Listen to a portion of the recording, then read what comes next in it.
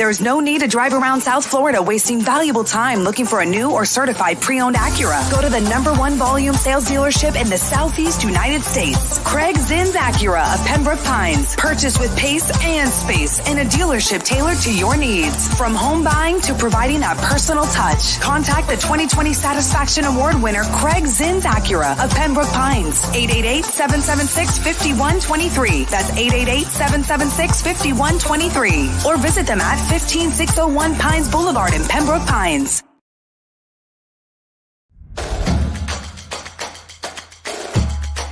Welcome to Caneswear.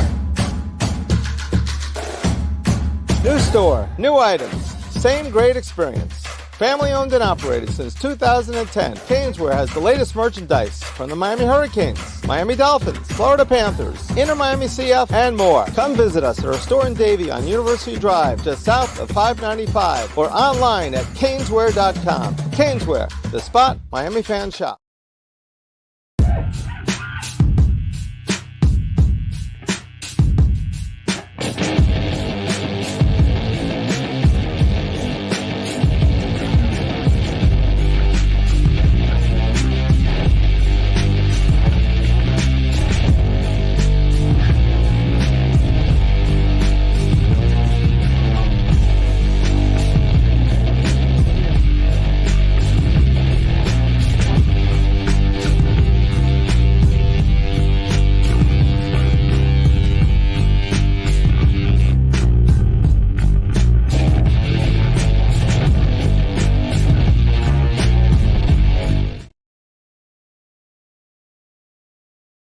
Are live. It is the Square Circle Digest.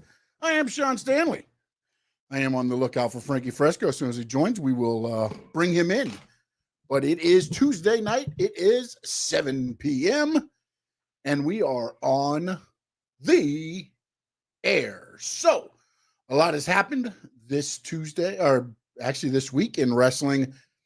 The draft, WWE did their draft, and it was the WWE Draft. I don't know what people think. I think everybody thought, oh, my goodness, they're going to bring all these people back or whatever. And, of course, it doesn't change anything every year. But we'll dive more into that a little bit later on. Tony Khan, AEW Dynamite, had a pretty explosive ending. Jack Perry returns. The Young Bucks and the Elite are out there. And Tony Khan gets basically attacked. And Shad Khan makes an appearance on AEW Dynamite as it's going off the air. He's huddled over his son, who has been taken out by a Meltzer driver or the Tony Khan driver or whatever they're going to end up calling this. And that is pretty much the way Dynamite ends. And then the first night of the NFL Draft, they go to the Jacksonville Jaguars room, the war room, and who's there front and center wearing his neck brace? The one, the only, TK, baby, Tony Khan, selling the injury and in the neck brace. And kudos to Tony Khan, man. I mean, one, the fact that he's going to get physically involved in this finally, I think is something that needed to happen. I think back to when you look at what happened with WWE, right? Again, going back sometimes, WCW got ahead of them in the ratings, and Vince McMahon became that heel character. He became the authority figure. He did, got more involved in the physical aspect of it with Stone Cold, and the rest we know is history. I mean, Stone Cold became, one of the best-selling merchandise sellers ever in WWE, and Vince McMahon and WWE ended up buying their competition. Not saying this can happen here, but it definitely puts a little bit of, sorry, I'm going to change this up a little bit here. It puts a little bit of, let me try to get this right here. There we go. Let's see. Hopefully that's a little bit better. So what it has done now with Tony Khan getting physically involved in this now is at least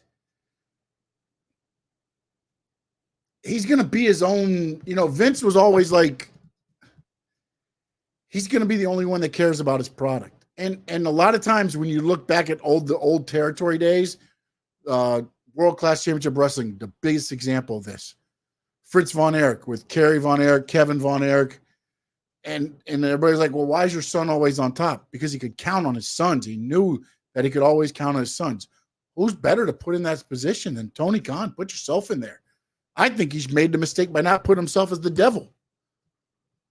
I think he should have put himself as the devil. That didn't happen. So then now, again, this kind of worked out good and well for them. It got great publicity during the draft. He was all over the place.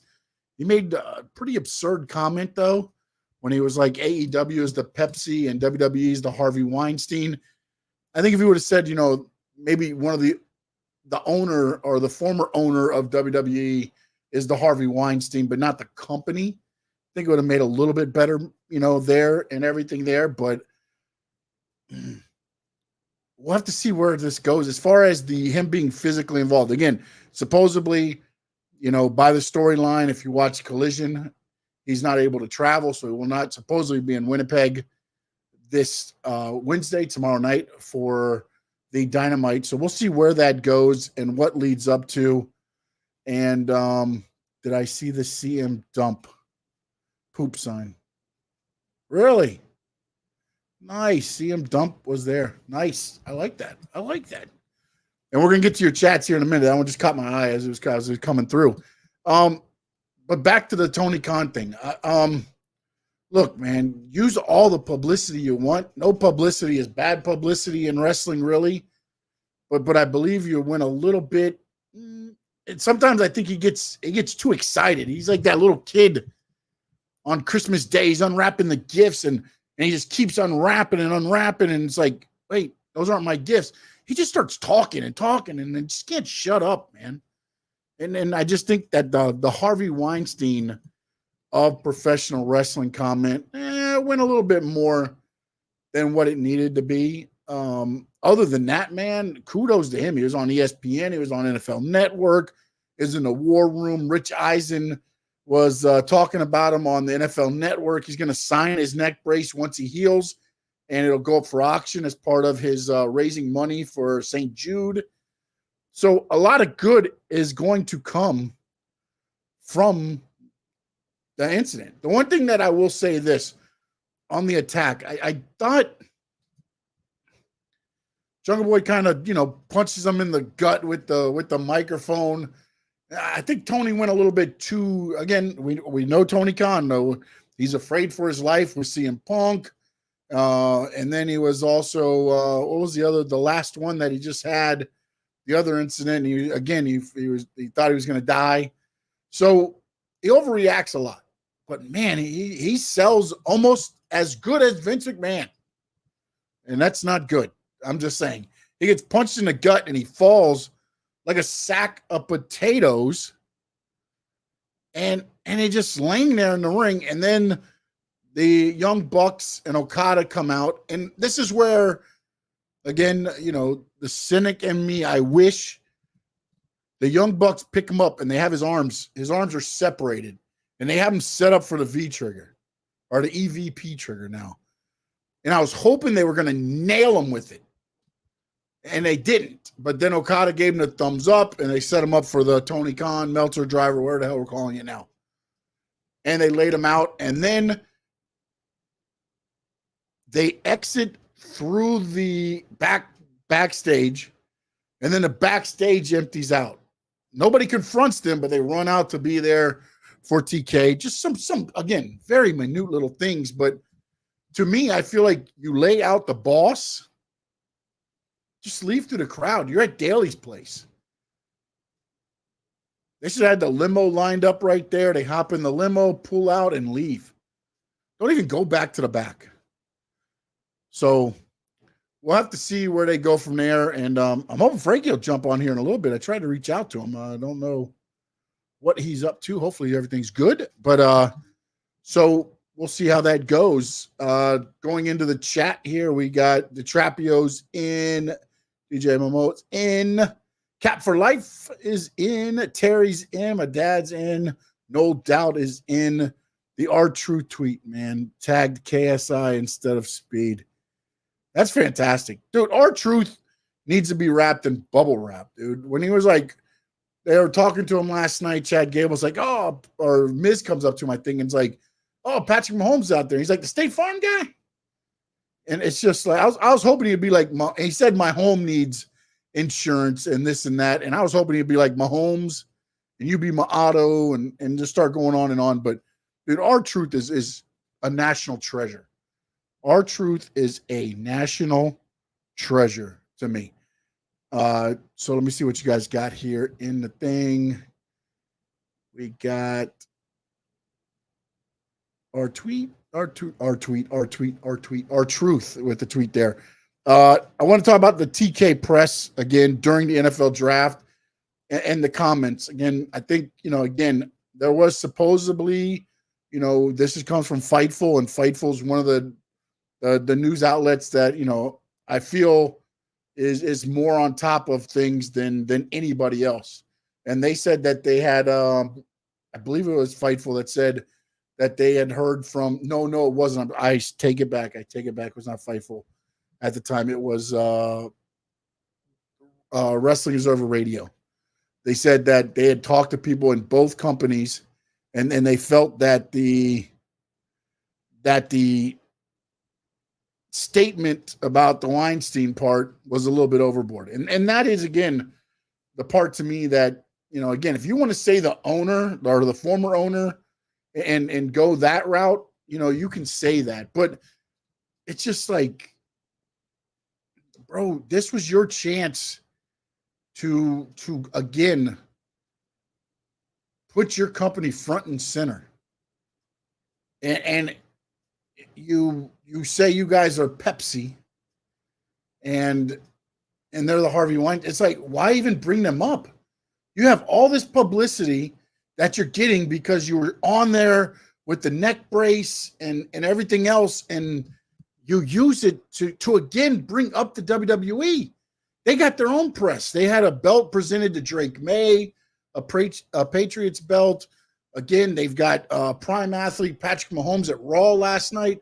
They're going to get their little bits and pieces in the NFL draft. You have an ownership in a team.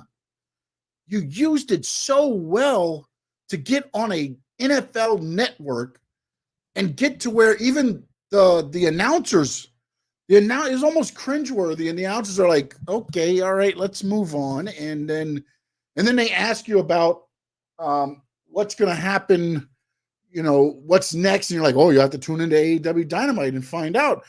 And good thing there, but tease them a little bit more. Don't just be like, hey, tune into that. Oh, no, I plan on confronting them on Dynamite, but you have to tune in to see what I'm going to say.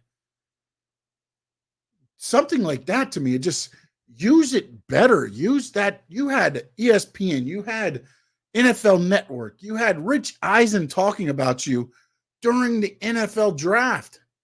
And then you go on national TV and you try to run down your opponent. I mean, your competition, if you want to call it that, which to me, it's not a competition. There's WWE, there's AEW, and then there's the others. I mean, that's all I can tell you is right now that's where it is sitting at. So you take that time and you use it for other stuff. And it's like, the memo says that TK is a full bro. Look, man, I mean, he's got money. He's used it, I thought, well up until a couple years ago with AEW. And then the wheels are starting to fall off. And then it got to Revolution, and I felt like it was getting better. And then it just... I feel like the storytelling in AEW has gotten better. And again, maybe I'm wrong. Maybe I'm just trying to find something to want to latch onto. not saying that all of them are good, and I'm not saying that all of them probably deserve stories. To me, the Jericho Hook thing, let's get past it. I like the best friends portion of it until whatever. I don't understand why, unless Chuck Taylor's done, you did that end of it the way you did that with Beretta and Trent that quickly into the story. Swerve, I like everything they're doing with him. I do worry that you're defending the title way too much. And I get it. I mean, like, here's the other thing I don't understand. And again, I apologize. You are sitting on your ranking systems. They went away. You brought them back. The story is they mean something. The storyline, the rankings mean something. Then why the hell do you have championship qualifier matches with guys that are, if the rankings are the rankings, the number one guy should be the next person in line. You're not giving Kyle Fletcher a chance. And if he wins, then he gets a shot at the title. No. Make the title defenses mean something. Swerve won the title, last Sunday? And he's already had 3 title defenses.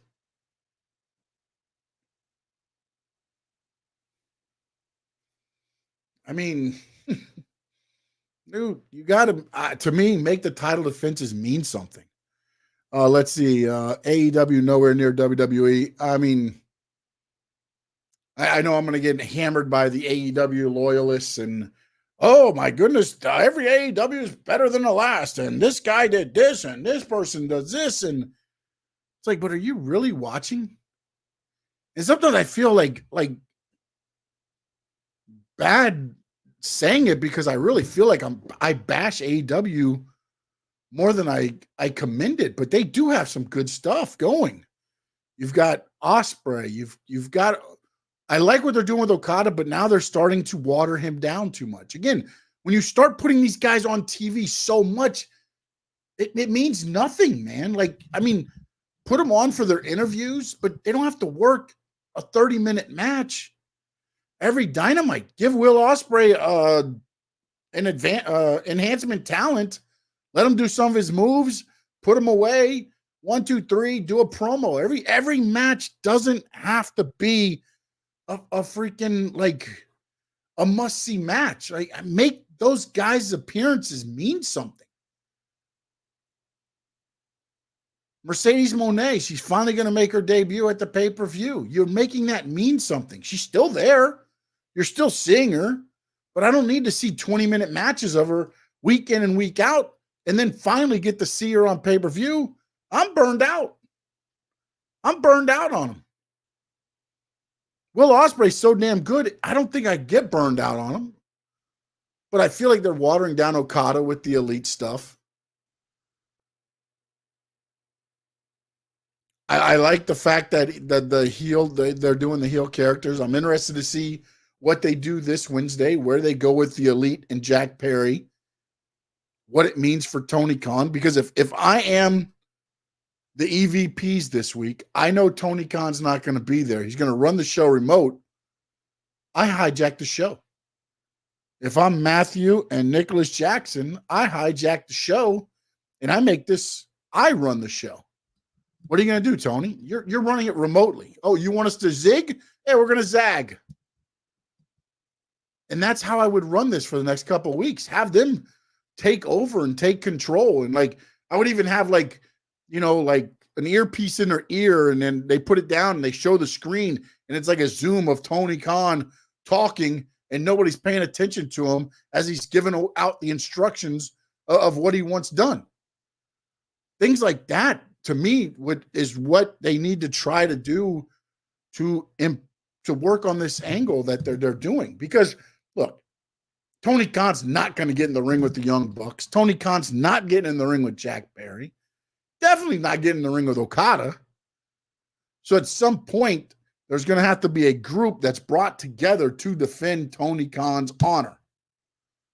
And maybe it's guys that he brings together. But I think right now, with him not being there, until he's able to travel, you have the EVPs run amok. And to be honest, whoever are the people that Tony Khan's going to get to defend him are the ones the EVPs need to screw over the most.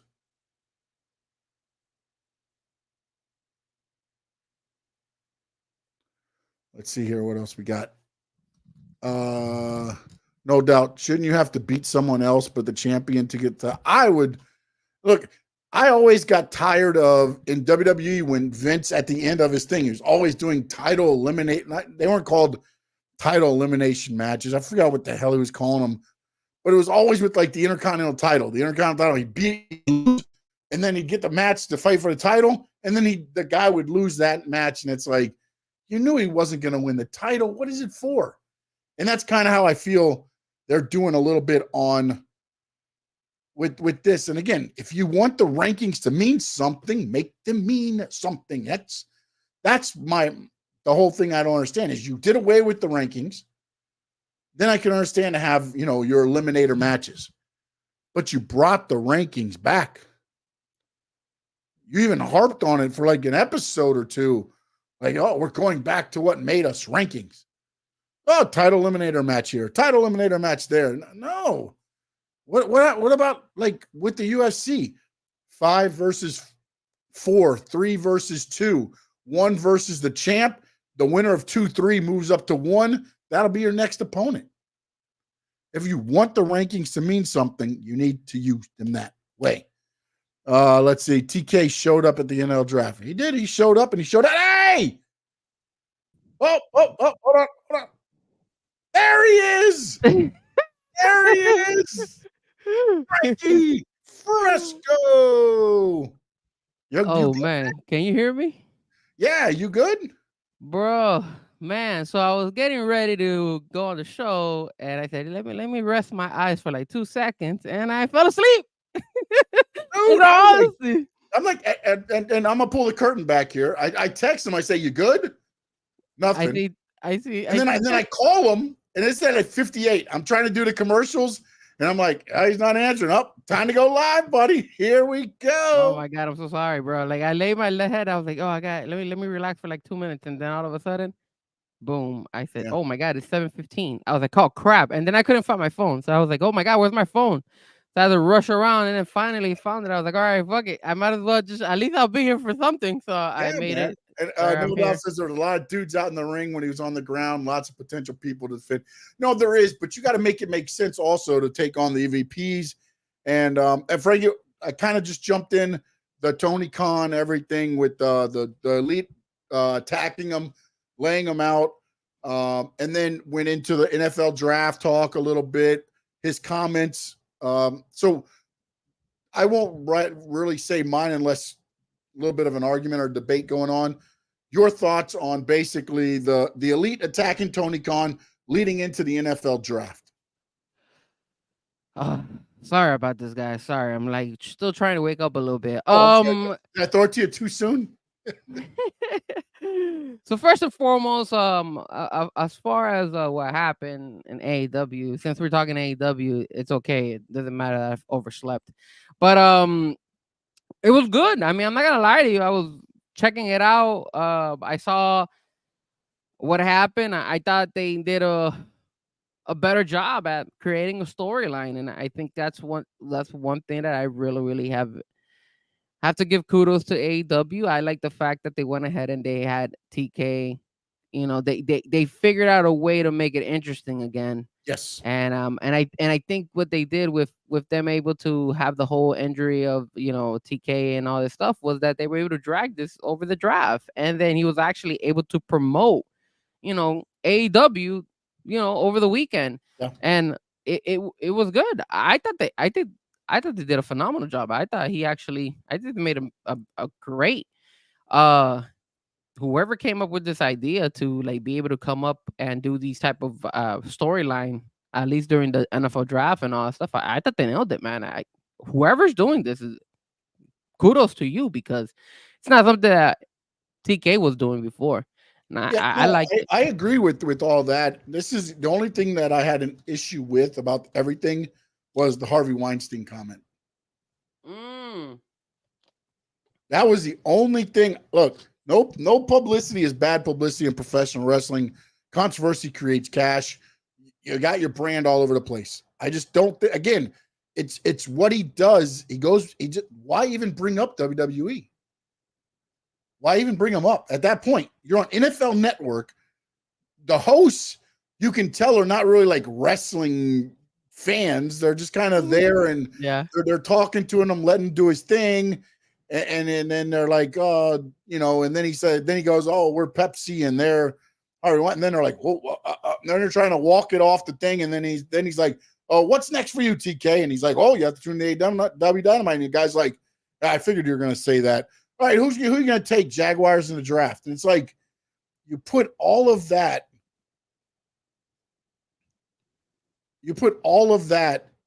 energy into it, and then you threw them out there, and that became a talking point along with everything else. So now you brought them into the conversation when only you were being talked about at the NFL draft.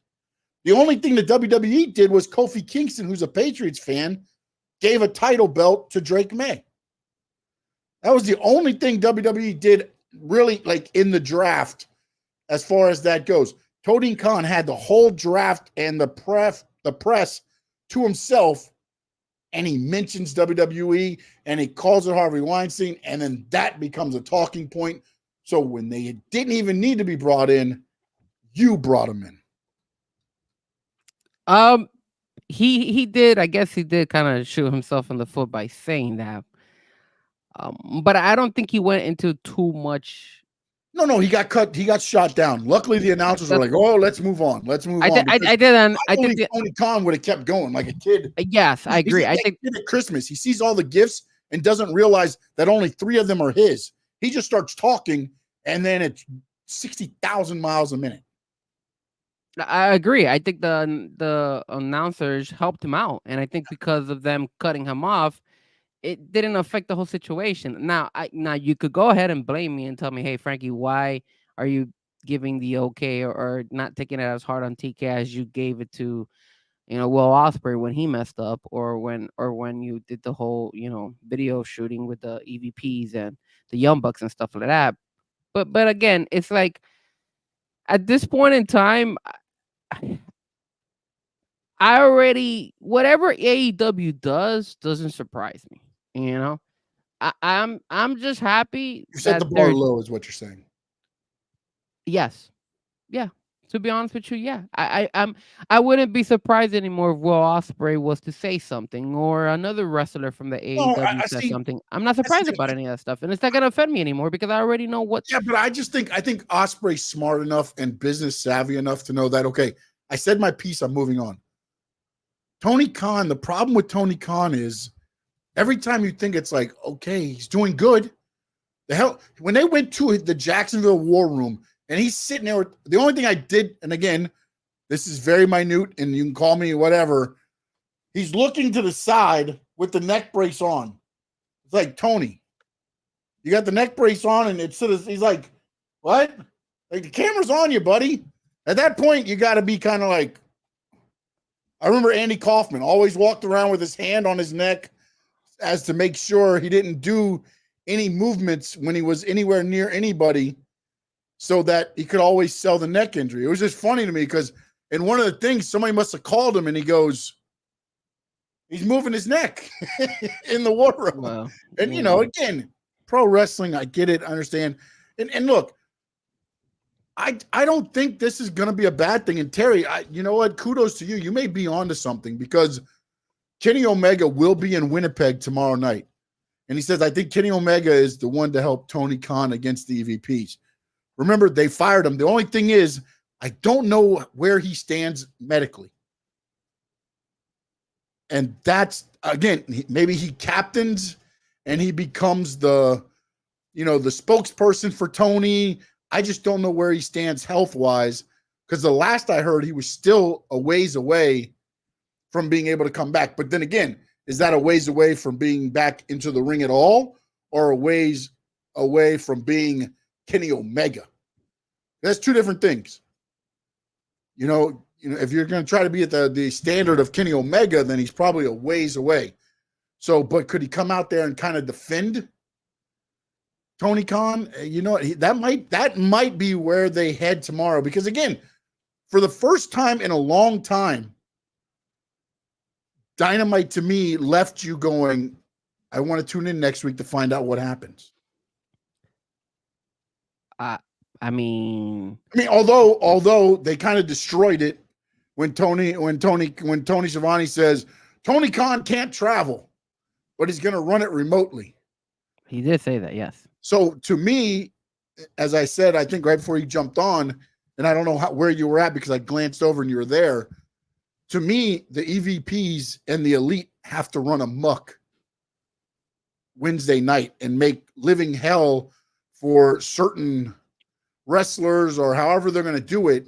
And they need to take control of the show, to me, in Winnipeg to keep this advancing. Since Tony Khan's not there, as I said, what they could do is, have them talking to somebody. You don't know who he's talking to. And they're like, yeah, okay, we got it. They put like an earpiece down.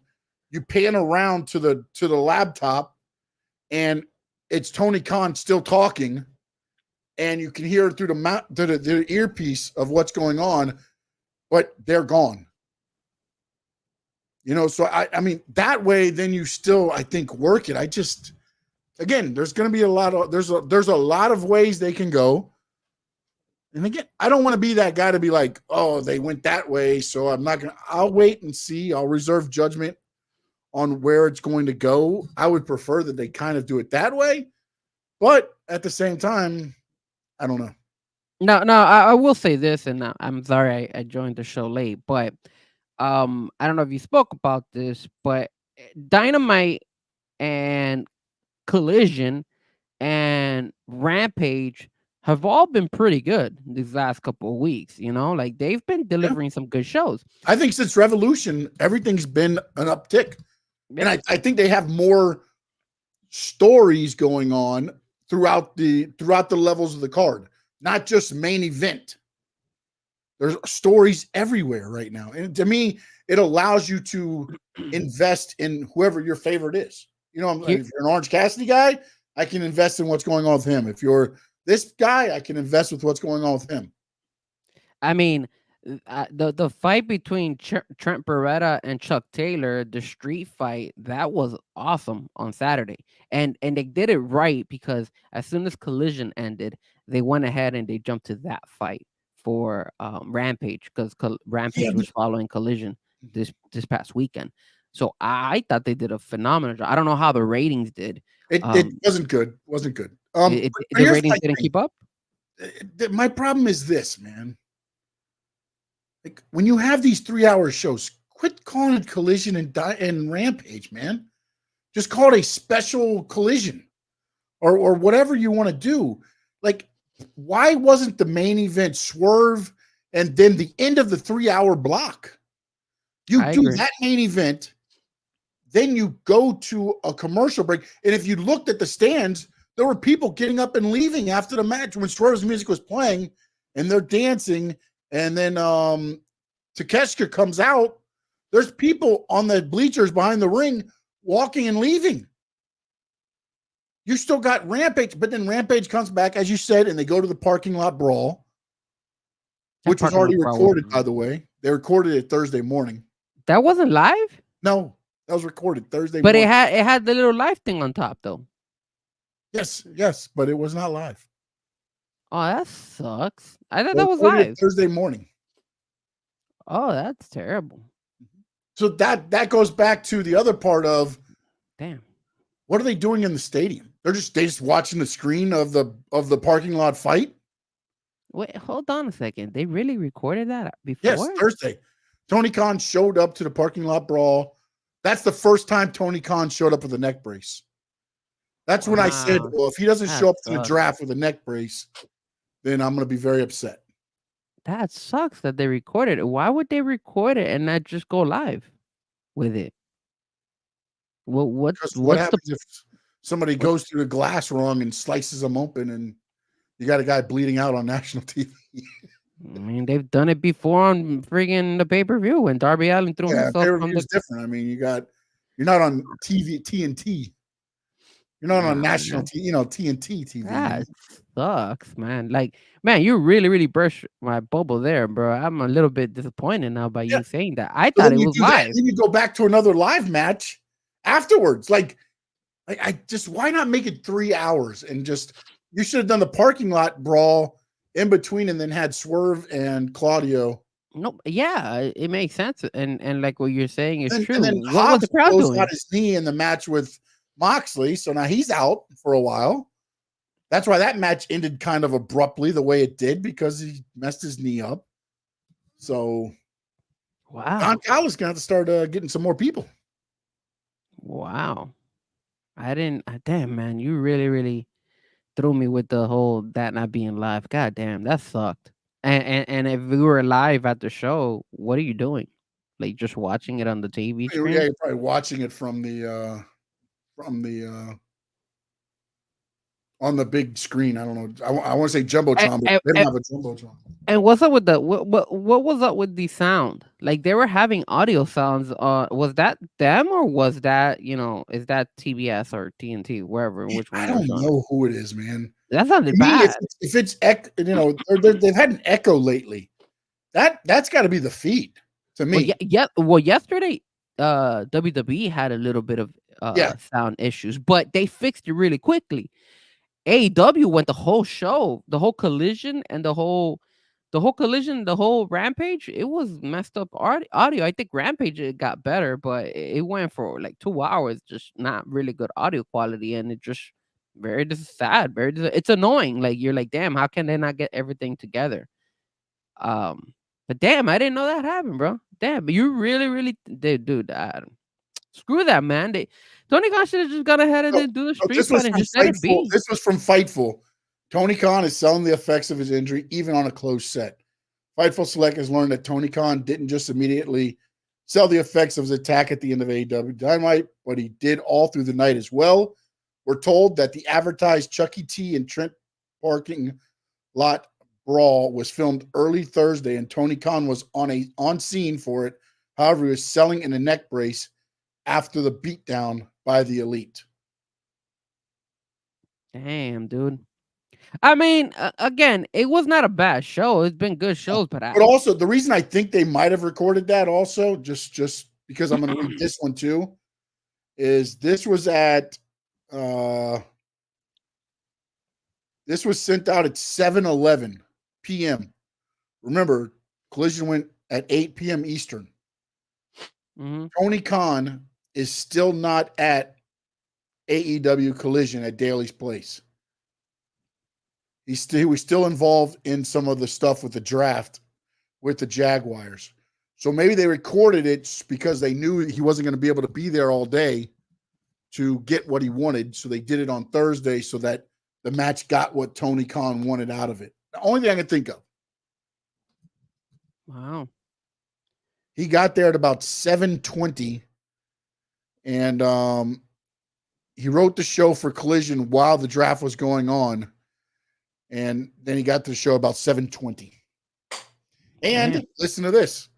There is an NFL Films crew documenting him and going back and forth between AEW and the NFL draft. So again, he's getting publicity for AEW. Use it, buddy. Use it. He is. Damn. I mean, I don't know, man. It's just, I don't know. I mean, I could tell you something. Damn, I really burst my bubble when you said that about that fight. But anyways, going away from that. Damn, it was live, buddy. It was live. I thought it was live. I'm not gonna lie. So I'm just thinking if I was in the crowd, I would be pissed. But you wouldn't know though. They did a good job noticing. It's not like they threw the crowd. They told the crowd to go out there and watch it. I mean, they filmed it underneath in the garage area, so not like the fans would know. Yeah. I mean, I don't know how many people actually knew that it was a record. They might have thought they were watching live too. I thought it was live because of the little live thing on the top corner. It said live. Was it in 2000? That's the only reason I thought it was live. Dudley's first pay-per-view was at the National Car Rental Center with WWE. And we were there early. And I actually was on Shotgun Sunday night, or not Shotgun Sunday night. What was the Sunday night program they had before the pay-per-view? Shotgun Saturday night, the Sunday Night Heat. I think it was Sunday Night Heat. Mick Foley pulled up, and I had to be one of the guys to run out to the car to gas for the autograph and this and that, and back in the back. And then Big Show's big car pulls up behind them, and they get out and all that stuff. So then, wow, when we're there, they're like, okay, guys, calm it down. Everybody, you can stay where you're at. You can move around. Just know this is a closed set now. If you're here, that's fine. If you're not, don't walk through whenever. And I turn around, and I'm looking because I all of a sudden hear, ah. It's Triple H beating the crap out of Vince McMahon. And they're walking through the back. They're fighting through the back. They fight outside. They're recording all this. All this being recorded.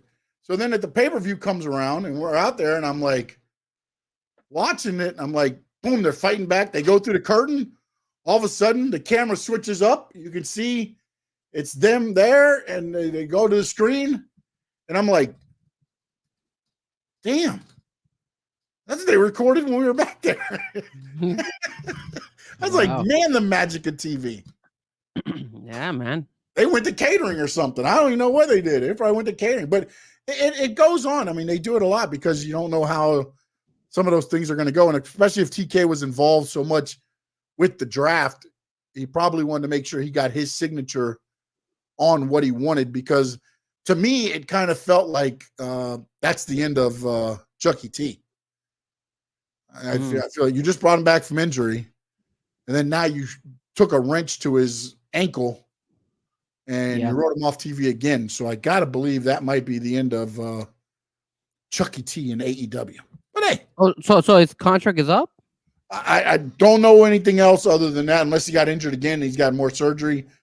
I just don't understand why you do what you did. Trent looked right at Orange Cassidy, and he says, this is your fault. And then he took the wrench and nailed right in like the shin area, ankle area. And so we'll see where it goes from there. But again, I'm very intrigued on this because I want to see what happens when they finally actually do face. I like the fact that they're really not putting them against each other. You know, Orange hasn't got a hold of Trent yet. Trent, I think, has got a couple things in on Orange. And then people were coming down to save Orange, and he had the chair, the one on the, I think that was on Collision, right? They were coming down to save Orange from a beat down, and he was on the apron and with a chair, and he caught the two guys that were running down to save. I think so. To save Orange. So I'm very intrigued to see where they go, man. How they end this, because it's leading up to be like a specialty match. Like it's going to be something. This isn't going to be just a wrestling match after everything that's gone down. And I still want to see what the hell Chris Statlander is going to prove into this.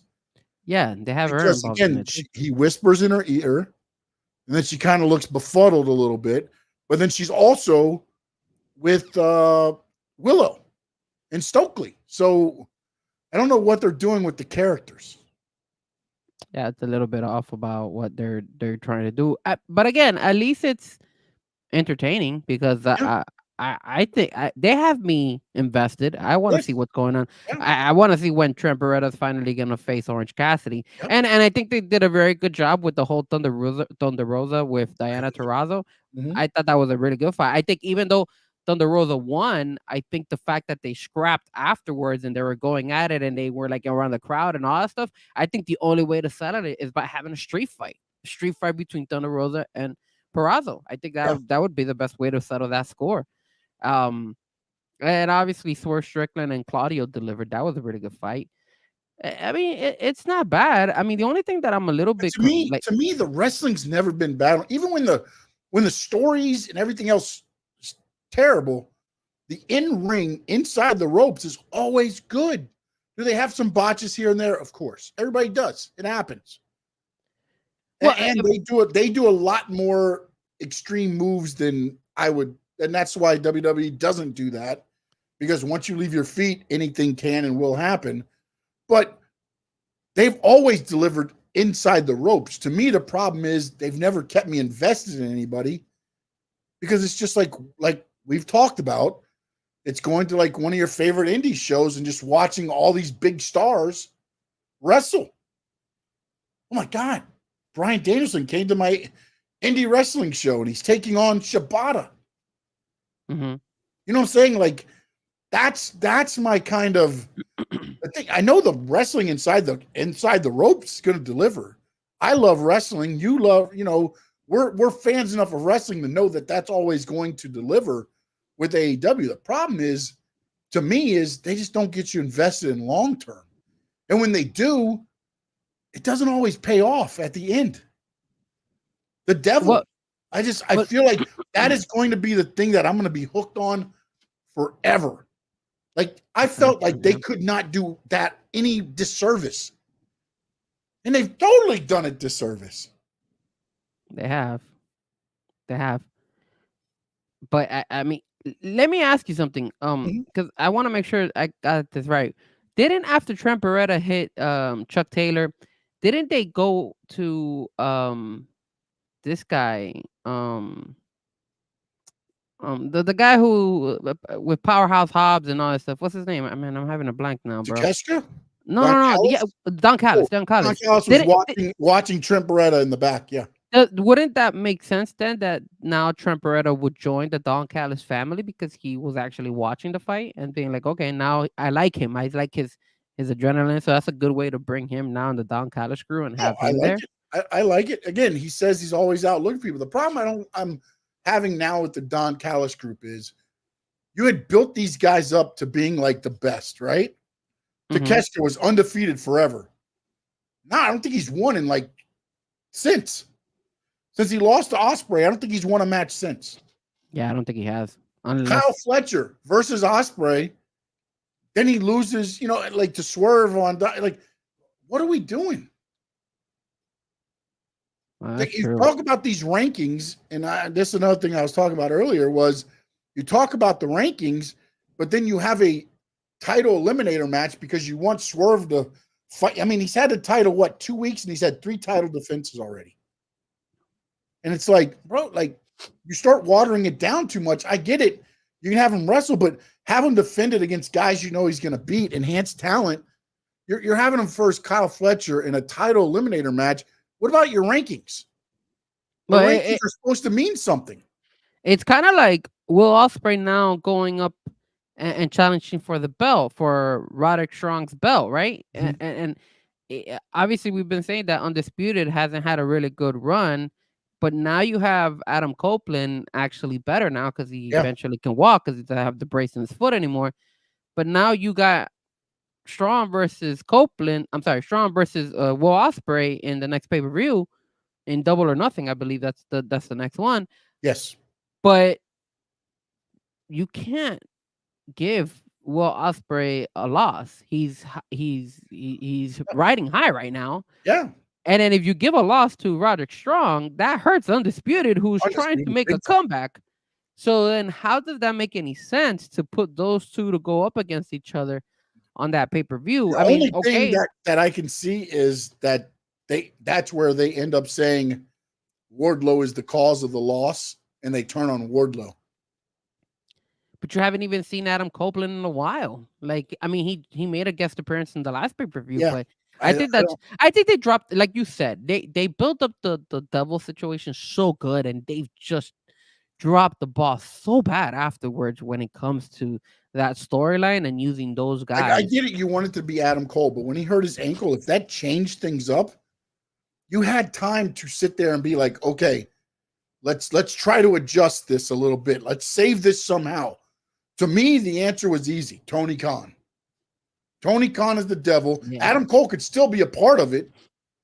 He's just injured.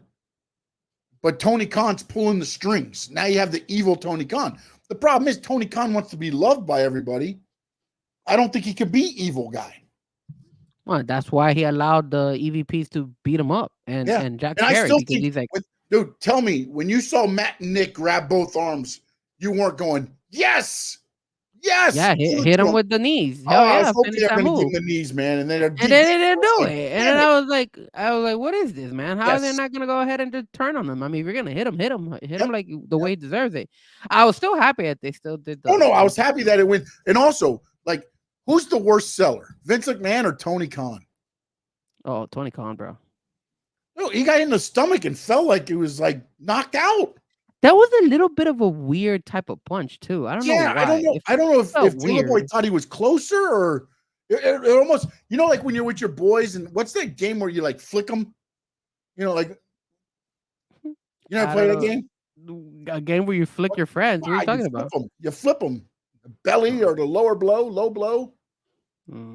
Nah. Oh, I'm not, okay. I don't All right, know about the game, but okay. I've seen it done. Never had done to me. Never did it. But so that's what it felt like. It felt like he was just whipping his hand out.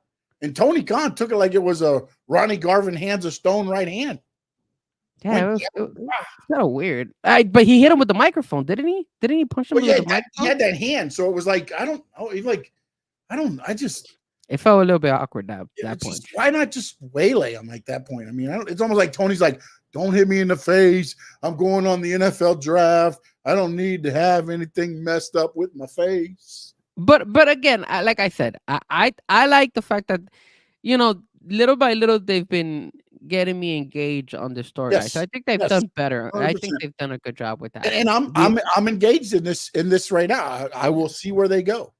I feel like they need to straighten that EV role, and the only way to straighten that EV role is by bringing on Chris Jericho. He's another big guy who started, and people are gonna boo the crap out of Chris Jericho. You bring him as well, and it's gonna work out. That's the best role. Why do you have Chris Jericho going up? First of all, why does he have that stupid? Why does he have the belt? What is he doing with belt? Like, and now he's fighting Shibata. Just why do you even have the Lionheart gimmick, bro? That's 1980s, 90s WCW. You're not that guy anymore. No, you're not. That's why I said they should bring with the EVPs and all that stuff.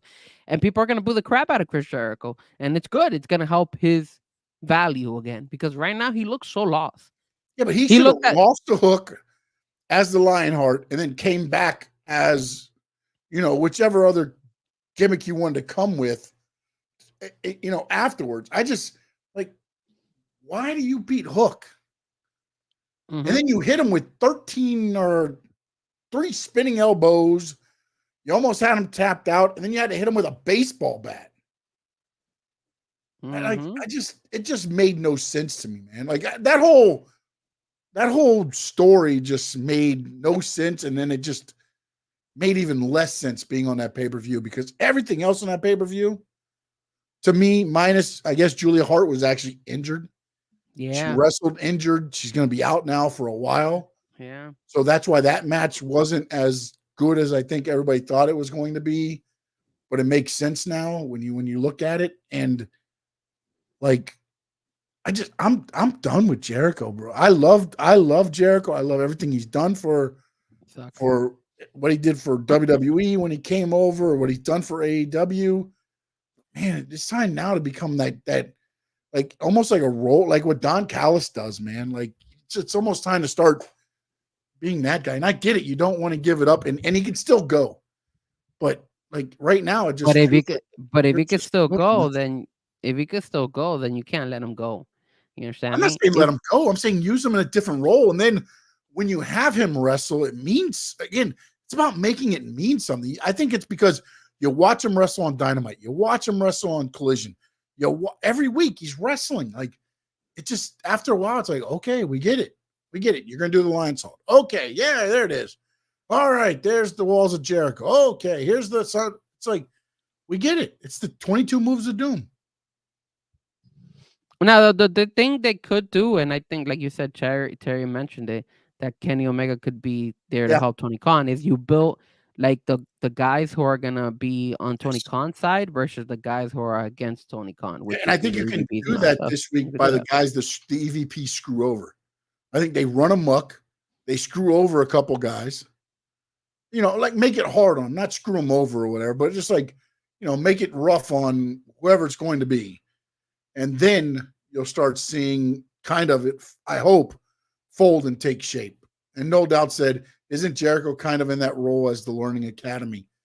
Yeah, but he's trying to, he's teaching by beating him, like by wrestling him. I don't know what, like, I don't know, man. I just odd to me at this whole thing. Like, I'm telling you, man, he needs to go to the EVPs, bro. Go, especially since that is his name. That is his he also is part of the EVPs, right? So go with them and just be I a group think once with them. Cody left, he got put up there. So maybe, I don't know. Yeah, just join them. That way everybody could boo them, including Jericho. And it would work because right now they're booing the crap out of Jericho. Nobody wants to see him.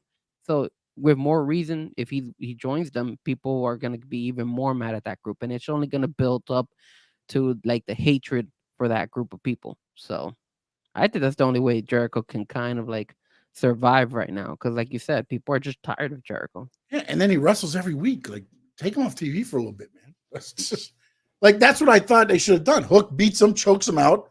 He's like, oh, like, what do I do next? He leaves, head down, take a week off of TV. So you're off Wednesday TV, Saturday TV, and then you make an announcement the following Wednesday that you're bringing whatever. I don't know, man. I'm tired of that thing there. And I'm still trying to figure out, like, who's Swerve's opponent at Double or Nothing? I don't know, man. And it's so hard right now to try to find out who is gonna go up against him. I mean, like I said, I think the most common thing would have been Keith Lee, but I don't know where he's at. Yeah, I know he was injured. He was out with a heart thing, so I don't know if that's gonna be. So then, who else is out there right now that you could honestly put against Swerve? That's what I was saying. Like, it's rough, man. I think that's why Joe kept the title for so long. I don't think Joe was supposed to keep the title for as long as he did. It's just we can't give it to Swerve too quickly because we don't have anybody to fight him. Yeah. I mean, you could manufacture somebody like what WWE did with AJ Styles against Cody. You can put anybody against Swerve, and it's going to be probably a great match. But in the long run, is it going to make, I guess, sense or whatever they want to do there? Another interesting thing that kind of happened, and again, we'll just throw it out there. We'll see how it goes. TNT looks like it might lose the NBA. Oh, wow, I didn't know that. Yeah. Looks like Warner Brothers might lose the NBA. There's still something they're trying to do or something they're doing. They're still working the bidding and all that stuff.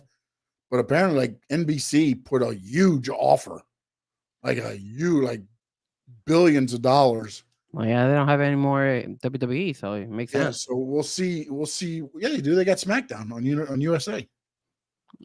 Yeah, but they don't have.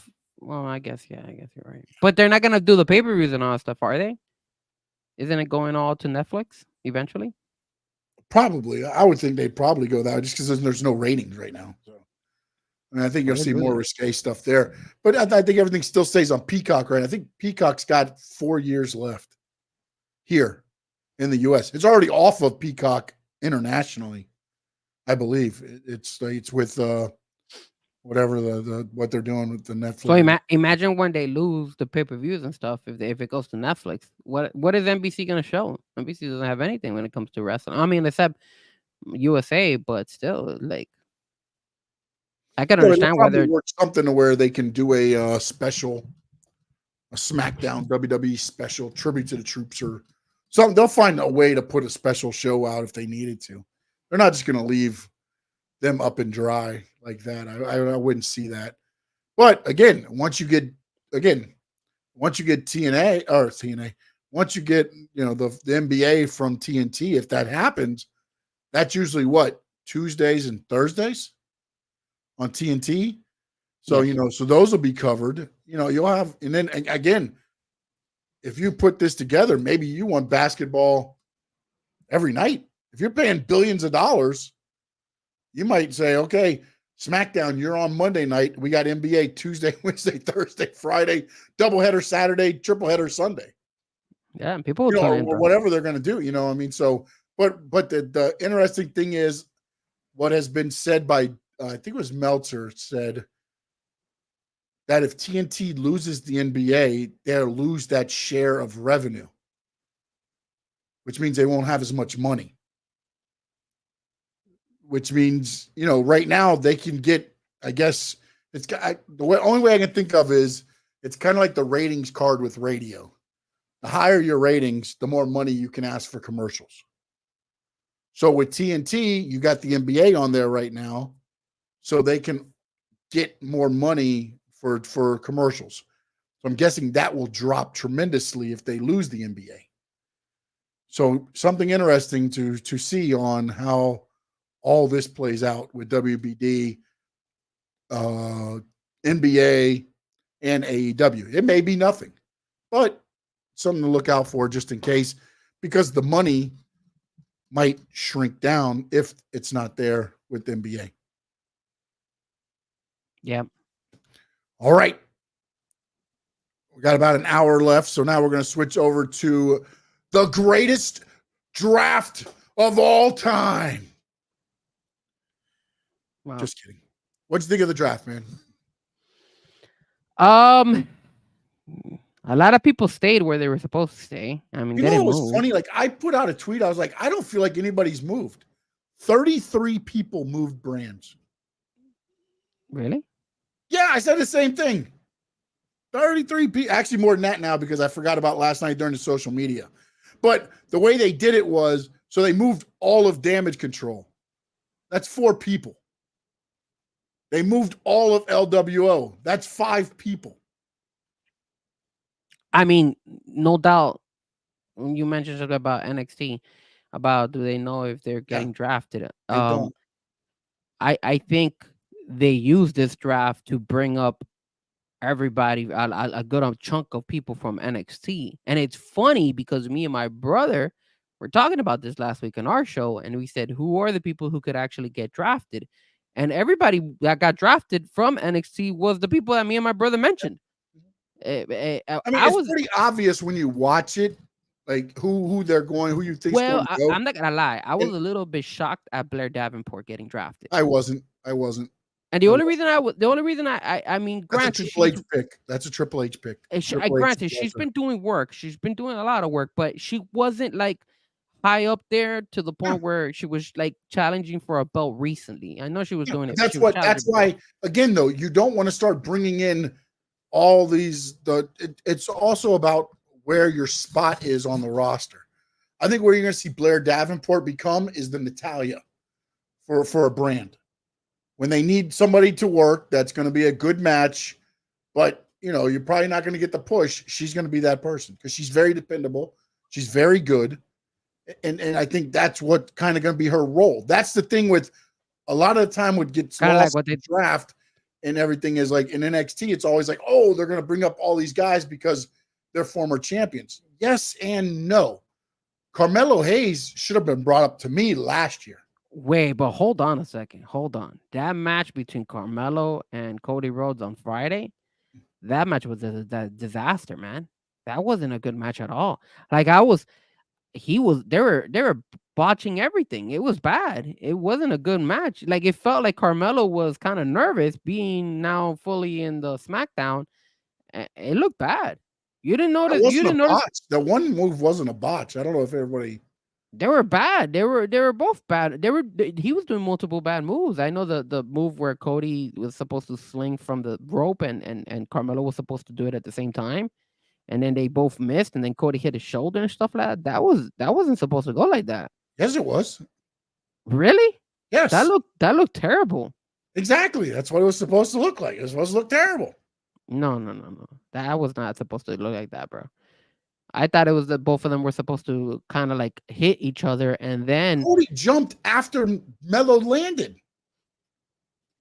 Watch the tape back. Cody jumps after he watches Melo land, and then he springs off the rope. No, but it was bad. I mean, there was even at the beginning of the fight, you see the part where Cody gives Melo a kick to the stomach and he completely misses. And then Cody, when he drops down and he slaps him when he does that hit on the face, he completely missed him too. And yeah, but that's just camera angles. I understand. Well, that's camera angles, bro. That's camera. No, but that was also like that was you could sell. Look at how Logan Paul hit JD McDonough yesterday. And it looked like he had pegged him for real. and he touched him. You in SmackDown, those were not when Cody went against Carmelo. It looked bad. It wasn't a good fight. The camera angle. When he hit Logan Paul, the camera angle was wider. It wasn't right at the ring. True, but you still were able to see Logan Paul kind of like put his hand on Jaden McDonough, so you felt like, hey, he actually connected. Yeah, but usually when they do those things where Dustin and Cody drop down and punch up, usually they're more from the back, like not from the side or the front. Because if you see that, you'll see that they're not trying to nail him in the face. Yeah, but like usually when he does that move, whether it's the angle or not, you kind of always see him touch the person, you touch the wrestler. On Friday when he was doing Carmelo, he was not touching anything at all. Like you could see, and maybe the angle of the camera didn't help, but that never. I mean, why would they change the angle? This is something that they've been following Cody for a long time. So I'm not gonna blame. I'm not gonna. SmackDown. It's the same guy. It's like how hard could it be? Like you're trained. You're a video guy. I mean, how difficult can it be? You've been. I don't know, man. I'm not gonna put the blame on the guys on camera, bro. I'm gonna put the blame on the guys working in the ring. Those guys messed up. They didn't work really well together, in my opinion. I think Carmelo felt a little bit nervous because I know Carmelo could do way better than what he did on Friday, and I was disappointed with Carmelo. I'm not blaming Cody. How you say you're disappointed with Carmelo when you don't know what the match was or what was supposed to happen. But it was that's where I get rewatched. Like, this is the wrestler coming out in me.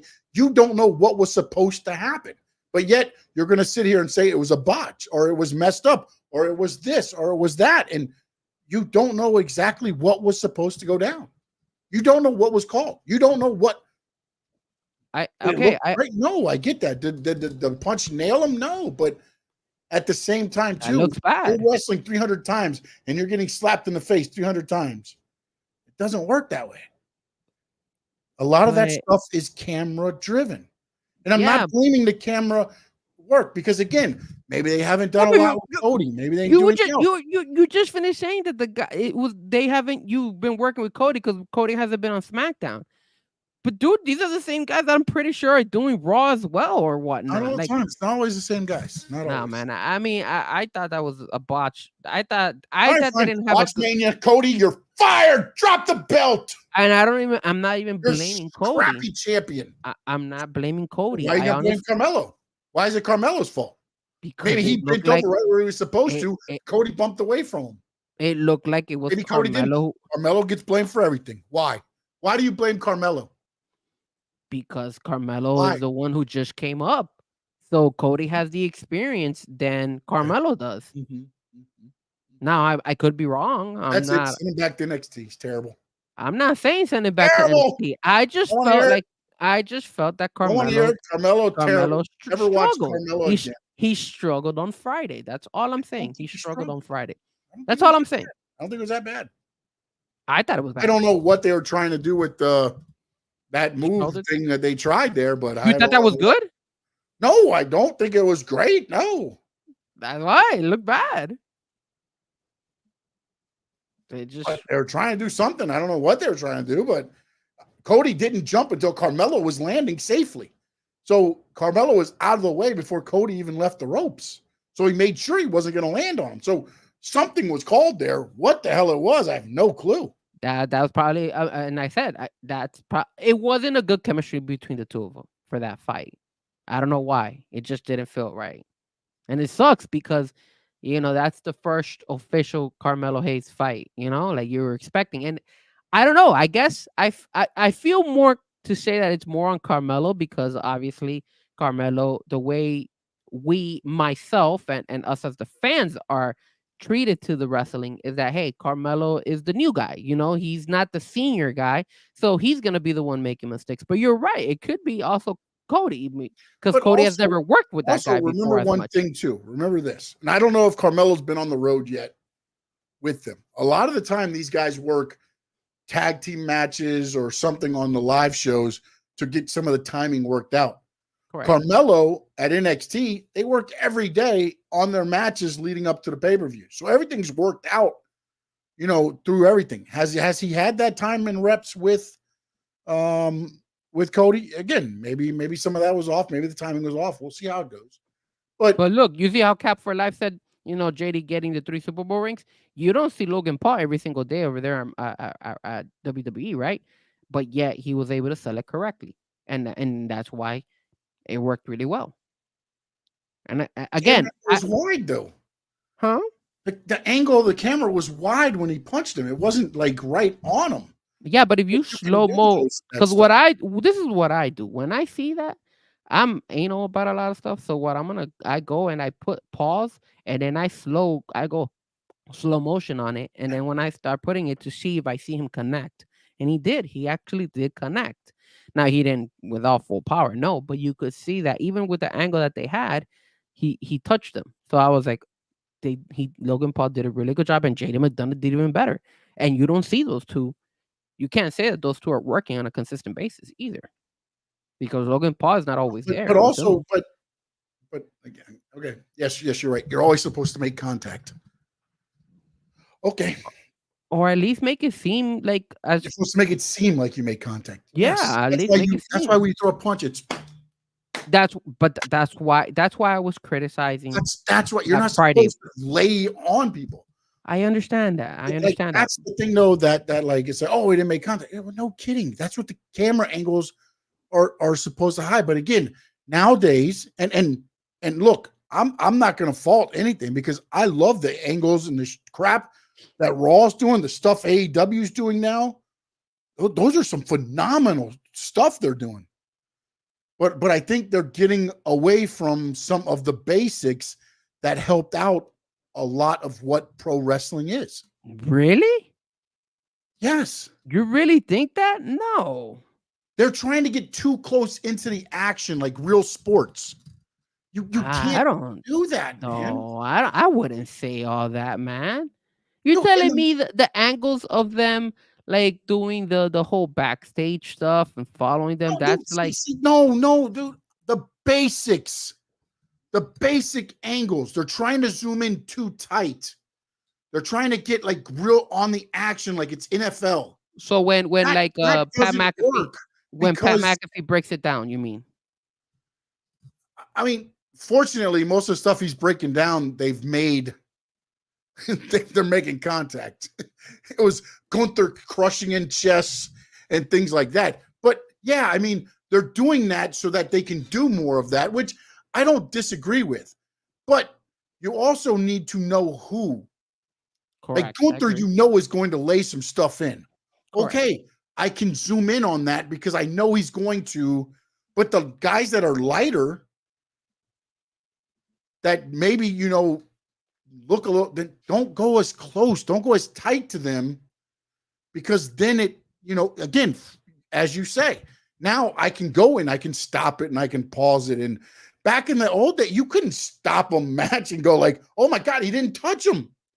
Mm-hmm. Do you know how many times like you would have seen like, oh my God, he didn't touch him. Go grab, here we go. And I'll, I apologize, Nature Boy Ric Flair. Woo! Go watch Ric Flair's knee drop. Slow that down. Tell me how many times his knee makes contact with that person's head. Not a lot of times.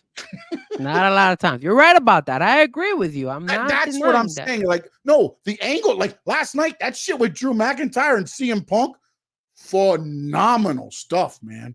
The Sami Zayn knocking Chad Gable out. Yeah. And then he's just standing there and it's his boot. And then they zoom up and it's Sami just like, dude, phenomenal stuff. AEW, they're even doing newer camera angles and things like that, man. Yeah, I got no problem with that. All that stuff. Excuse me.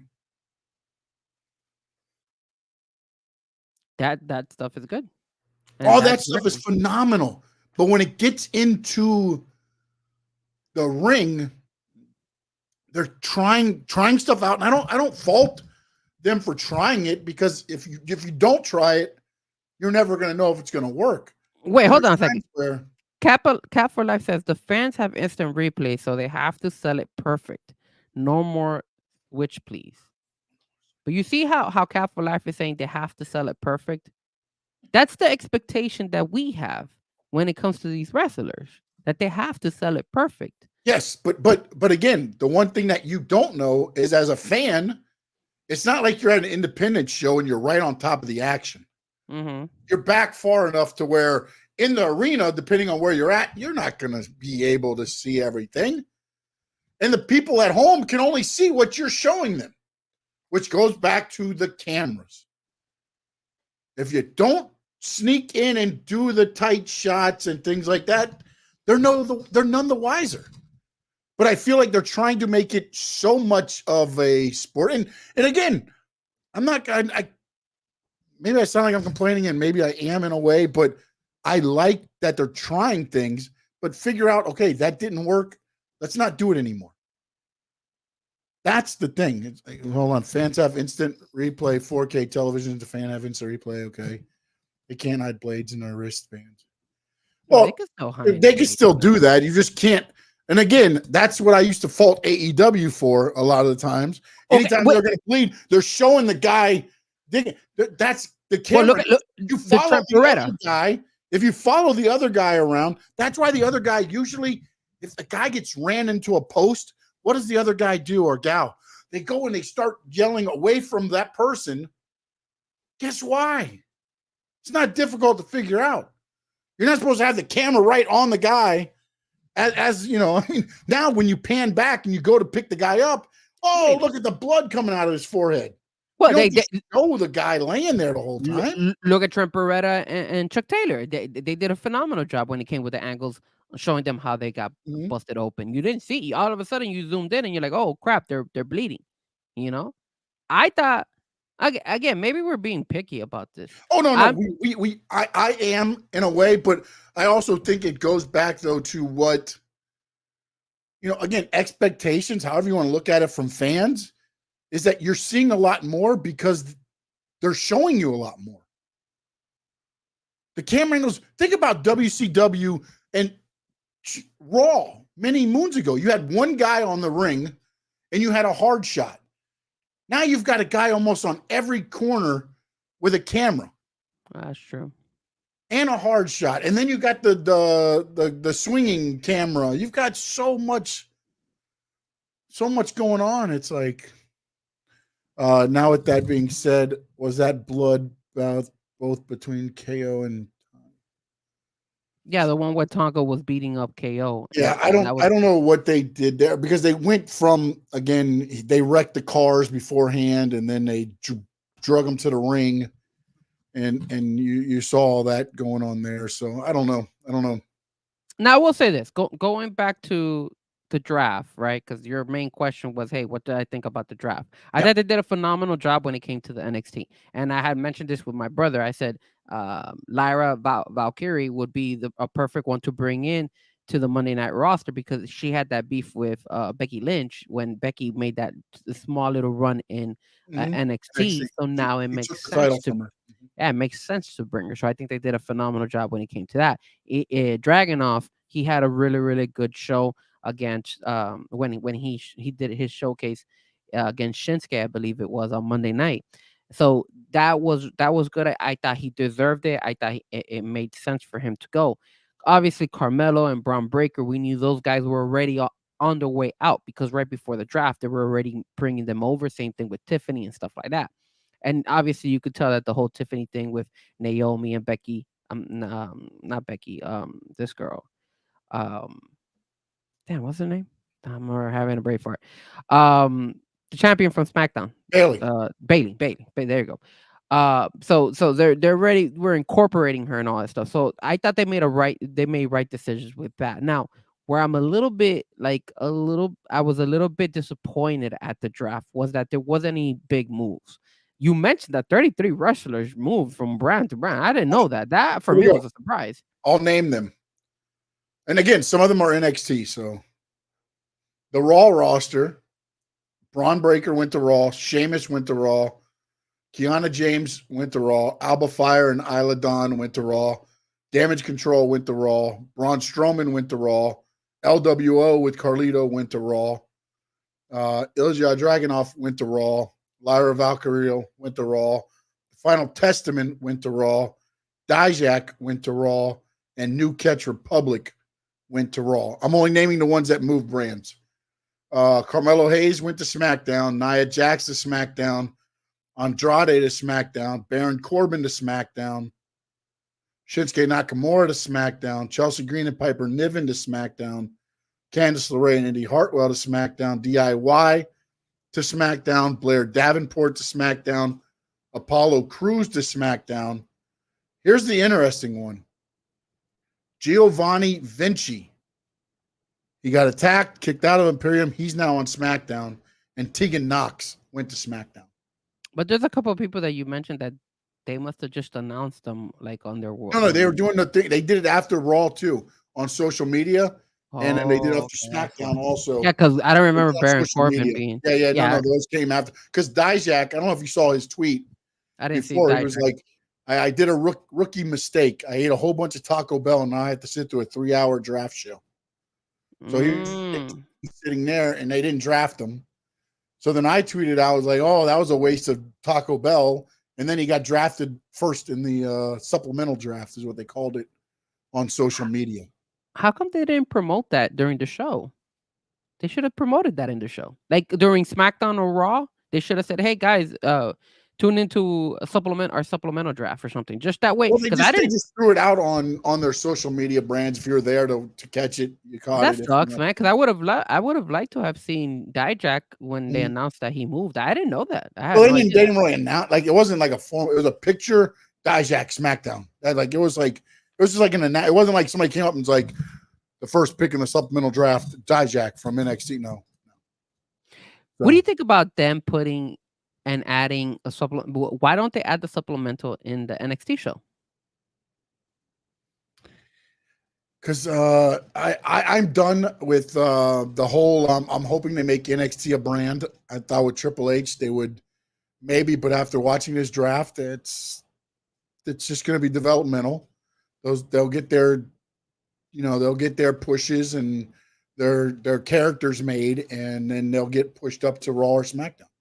So I don't think they're going to do anything with NXT except just stay doing the course with what they have there and building on what they have. I mean, like getting them polished up enough in the WWE way of wrestling, and then making the good thing I like now with that is, though, at least with Triple H, when they're leaving NXT and they're going to the main roster, there's no moves, there's no changes. But coming up as their gimmick that you saw them on NXT. So it's sort of the same.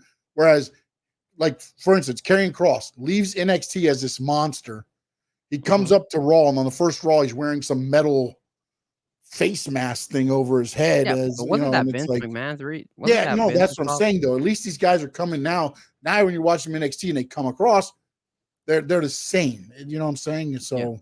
But I think it wouldn't hurt them to make announcements in NXT, because remember, there's a lot of people tuning into these shows just because of the draft as well. So it will be, for example, if people don't watch NXT, I think that's a good way to get more eyes into NXT. But be like, okay, we're going to do the supplemental draft on NXT show. And then all of a sudden, your normal casual fan who watches the show on Monday and Friday are going to go ahead. Okay, let me tune in on Tuesday to see who else gets drafted. I think that would bring more viewership to NXT. I don't think so, man. I think everybody's tired of the draft already. I've heard more people complaining about the draft than anything. Because, again, everybody gets this whole thing up of like, oh, they're going to bring out MJF as a surprise. And this they think like, oh, they're going to do a draft and like introduce all these new WWE superstars. And it's like, no. It's a draft to reset the brands. Could they throw some of the injured guys back in, like Braun Strowman? You saw him return and things like that. Yeah, but that during the draft, they're not going to introduce a new signing like that. Like that's not going to happen. No, man. But you're telling me that you're telling me you're bored of the draft? I like the draft. No, I don't mind the draft. But do you know how many people are upset about like, oh, that draft was nothing? And this was the first draft that was like no at the big beginning. move. I complained a little bit because I felt, to me, it felt honestly like nobody had changed brands. It felt like every time they went up there, it was I was like, oh, they're staying on Raw. Okay, they're staying on SmackDown. But what is it? Isn't this the first time they actually do that? I think it's the first time champions were not available, which is why I think a lot of people got mad because your champions didn't switch. To me, it makes sense. Why are you going to keep switching your champions around? Like, that makes no sense to me. It makes no sense. Why? I don't know. If okay, then let me ask you. That's hard. That's hard, bro. Because you want to know something? It does bring more firepower when you are switching champions. So let's use this example. Me and you were both agree that on Friday it looked like everybody was staying in the same spot, right? But if you switch the champion over, would that have changed your way of looking at that draft Friday night? Because at least we saw Monday had more moves, but Friday it was like everybody stayed stayed where they were supposed to stay. Don't you think if they would have changed Becky and put in Bailey and going to Raw or vice versa or something like that, wouldn't they have gotten more like, oh, okay, cool, something happened, something, especially since you're just finished saying, hey, look, the draft doesn't bring like new wrestlers or doesn't bring anything, so at least that gives us the wow, like oh crap, oh wow moment, you know? Don't you think? Yeah, but I mean, I just think it's like it was about ready to jump the shark. I mean, that 1 year, think about this, the 1 year to make the draft interesting, they traded Michael Cole and the announce team. Think about that. This is where the draft got because everybody was involved. Like, no, man, just change the. I think this year to me was probably one of the better drafts, just because the champions were staying there. And again, I thought it was one of the worst drafts. To be honest, I give this to Triple H. He makes the titles mean something. Wait, why are you going to sit there and build up the SmackDown? Why is Raw going to sit there and build up the Intercontinental Championship to allow SmackDown to draft that title away from them? Because you said it at the beginning of the draft. It's a reset. So it doesn't matter whether he's in SmackDown. Then reset the challengers. Don't reset the championships. Well, the championships are still champions. They're just moving brand. What's the deal with that? I don't get it. Like, what's the harm in moving realize the Cody one to year, Raw? The one year they handed the titles to each other. The two women said, "Well, now that you're on SmackDown, here you go, and since you're on Raw, here you go." That's what they did. Like, that makes the titles mean so much to me. I don't even have to go. Just hand me the title. Here you go. You get a title. You get a title. Go to WWE shop. Everybody gets a title. Wait, hold on a second. Hold on. And for the guys listening on X and listening on YouTube and listening and watching us, make sure you hit the like, make sure you subscribe. You tell us if you're there, if you want to type on the chat, let us know. Do you agree with that? Do you agree with the fact that the champions should not have been in the draft? And number two, do you agree with Sean saying that this draft was actually one of the best drafts? I think not. I thought this draft was boring. For what it did in roster construction, one of the better drafts I've seen. Yes. You gotta be kidding me. Yes. Okay, let me ask you this. Let me do it in football. Okay? But football's not wrestling, so okay, I'll listen to you, but it's not the same. All right, this is not apples to apples. This is apples to oranges, what you're gonna show. But go ahead, I want to hear it. No, forget it then. Forget it. No. Say it. I want to hear it now. but okay, so they go the NFL draft. The NFL draft this year, right? Okay. Mm-hmm. Again, I'm going to use because we can take anybody we want. So the first pick was Chicago Bears. Okay. Right? Yes, sir. Who are you taking? With the quarterback from USC. I'm taking Patrick Mahomes. I can take anybody. See, but Patrick Mahomes, you're coming to the Bears.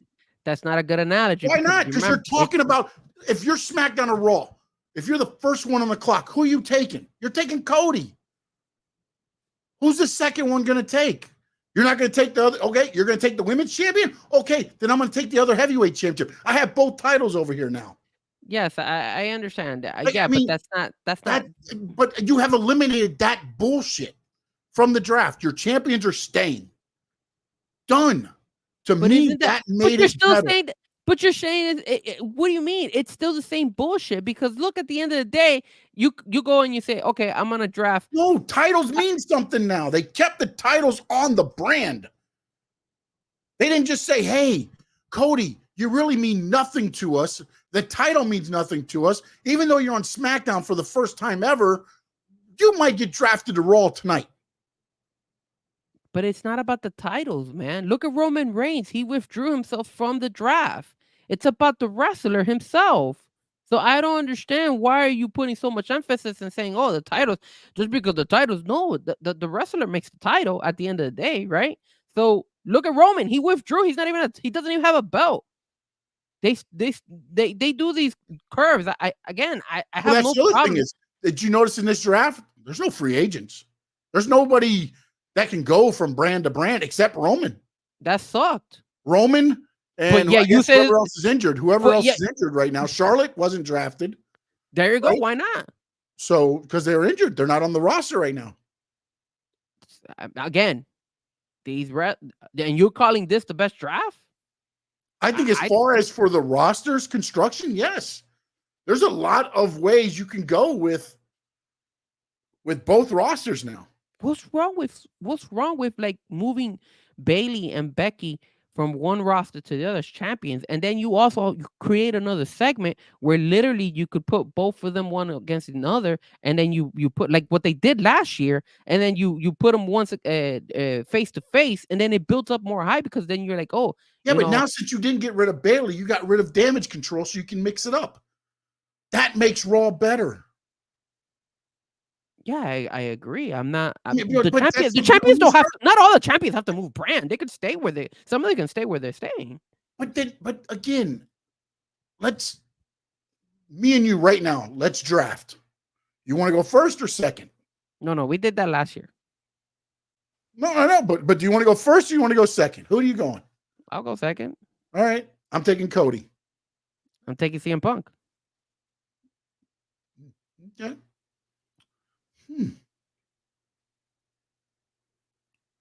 Damian Priest. I'm taking Drew McIntyre. Becky. I'm taking Jay Cargill. Bailey. I'm taking Seth Rollins. Awesome Truth. I'll take Austin Theory and Grayson Waller. Hell of a show you got there. We're throwing names. Yeah, no, but I've got all the champions. Oh, just because you have champions. No. The wrestlers, not the belts. I drafted all the champions to my brand. Well, no, of course there has to be. Of course, there has to be a balance. I'm not saying that there. Of course, it's not going to be realistic. Draft so boring because it's always like, look. Think about this. The first person drafted on SmackDown to SmackDown on Friday was who? Bianca Belair. The first person drafted to SmackDown on Raw was who? Imperium? Jade Cargill. Really? Yes. Oh, it was Jade Cargill. Yeah, you're right. Yep. Yeah, because Raw took Imperium. And again, now you can start things up. They're both first round picks in Raw and SmackDown now. You can start building up a little story. The Drew McIntyre thing was fantastic. It's the third round, and now I'm finally being drafted. Like, you can throw little things in there to make even other stuff. That was something good. Like that was good. That's to me, again, I'm whatever you want to say. I'm about the storytelling and all that. To me, it made so much, especially we just got drafted in the 4th round of Judgment Day. And Damian's like, you want to know why you got drafted in the 4th round? You guys can't help me. You come out here and you mess me up. You got a broken arm. You this, you that. And again, there's more things happening inside of it that to me, it made it more entertaining than the other ones. Cause it's like, okay. We're taking Charlotte. Okay. Well, now you got to figure out how to get the belt off her to the other person. Like, okay. So I'll give you, okay. Let me ask you this. Cause you're pointing out good things about that. That happened on Monday, which was the Drew McIntyre situation and the Damian Priest situation with the Judgment Day. What happened on Friday that you could honestly go ahead and say that they used the same type of strategy on SmackDown? When did they use that? Because I don't remember recalling anybody talking about it. They were all just the same, going one by one. That's why that Friday SmackDown Friday show wasn't about the draft. Friday's show was about the Randy Orton, Tama Tonga, KO. Get out of and here! Solo. But they were selling this whole draft the whole time. Yeah, they were selling the draft, but the draft was just, again, like you said with NXT, it was to get eyes there. That was the thing. They knew, look, round 2 and round 3 is going on of the NFL draft. Most eyes are probably not on us. Correct. Why are we going to throw out all these big surprises when probably not many people, not everybody's going to be watching now? Let's save those for Monday when nobody's watching the draft. Although in South Florida, it kind of sucked. Or no, yeah. South Florida sucked because we had Panthers and Heat. Well, at least Panthers, but yeah, but again, this only happened because WWE made the decision to run the draft the same time as the NFL draft. Yeah, they did that as purpose. They wanted to build on the draft, the draft. So then don't get what they should have done is they should have done Monday draft and then this Friday draft. That way they could have those type of little angles with like what they did on Monday. On Friday, it was a boring draft. Also remember, this draft doesn't kick in until after Backlash. No. They said that. Yes, because Backlash is next week. Backlash is during France. They're in France. They're actually doing SmackDown from France. Yes, this is interesting because usually they record the SmackDown before they go overseas. They're actually doing the SmackDown there before the paper. Cool. So yeah, that's pretty cool. So again, are they doing live on Friday then? Yes, live from France. So what time are they wrestling in France? Let me rephrase this. They're recording it live in France and then replaying it at the time here on TV. Oh, okay. So I'm sorry. The Chuck Taylor type of vibes.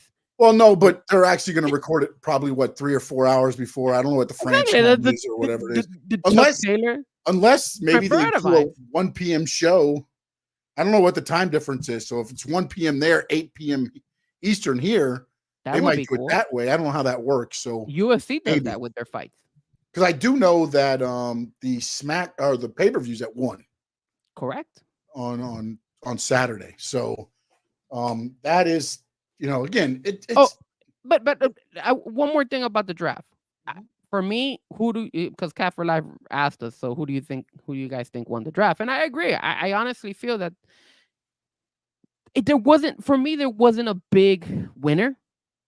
I thought they both got really good talent, but if I have to pick one out of the two, I would say Raw because they got Braun Breaker. I think they got the better of the NXT wrestlers than SmackDown did, in my opinion. That's just me. I think that's what I would give the edge because the only big thing of the draft was the NXT wrestlers moving from one brand from NXT to either Raw or SmackDown. I thought that's what I got from this draft. This draft was focused on moving NXT wrestlers to the main roster. That's what I got from this draft.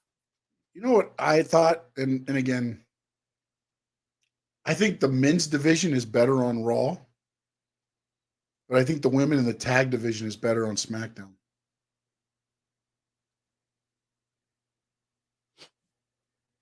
I mean, you mean on the women? Just the tag on the women as well, or the tag on the guys as well? The tag on the guys. I mean, well, the women's tag to me is they can jump brands, so it doesn't matter to me. The women's tag. Well, DIY had to leave because DIY struggled with Awesome Truth already, so they didn't have no. You've got DIY, you've got Pretty Deadly, Legado del Fantasma, The Pride, OC, Bloodline, of course. And then you got Austin Theory and Grayson Waller. And then on the other side, maybe, I don't know. New Catch Republic, Creed Brothers, Final Testament, New Day, Judgment Day, LWO, Imperium. Well, Imperium's not really a tag team anymore. I don't think Gunther's going to tag. And then Alpha Academy. I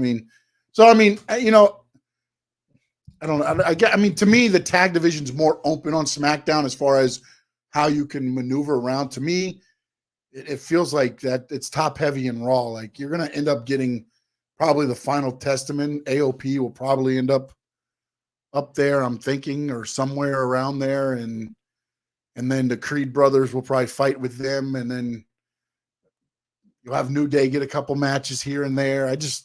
I feel like, to me, the tag team division will be interesting on SmackDown, and the women's division on SmackDown, whereas the guys division on Raw is more open. And I think that's because You just don't know what they're going to do with Damian Priest. I think that's the wild card. I thought WWE made a mistake by bringing in Logan Paul yesterday to Raw, because the chemistry between Logan Paul and Jey Uso was really, really good. And I thought, to be real honest with you, and this is just me, I would rather see Jey Uso versus Logan Paul now than Jey Uso versus Damian Priest. I thought they did I think that there was a hiccup there and they made a mistake there, because what they did yesterday helped those two guys. And I was like, damn, why would they do that if you're trying to sell Jey Uso versus Damian Priest? I know they were referencing them and Logan Paul, but it looked like they had a better chemistry, those two.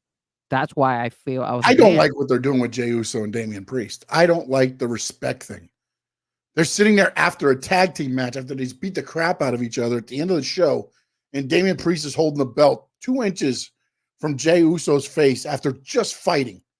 Like, no. Lay him out. One of you guys lay the other one out or something, man. Like, to me, I didn't like that. And honestly, the Logan Paul thing took comfort from, or took, I don't know what the right word is, it took place because of Patrick Mahomes. Patrick Mahomes is a prime athlete. He's in KC. They wanted to get him on the show. Wait, he's a prime athlete now, or has he been a prime athlete? I don't know. He's a prime. I know he's been signed. I don't know how long he's been signed. Oh, wait, hold on a second. That's why he's got the prime necklace when he walked in. Hold on a second. I'm going to call it here. And shout out to my boy Mimo here, because me and Mimo are going to work on this. Ladies and gentlemen, this is a good thing. If you're an NFL fan, right, this is a good thing.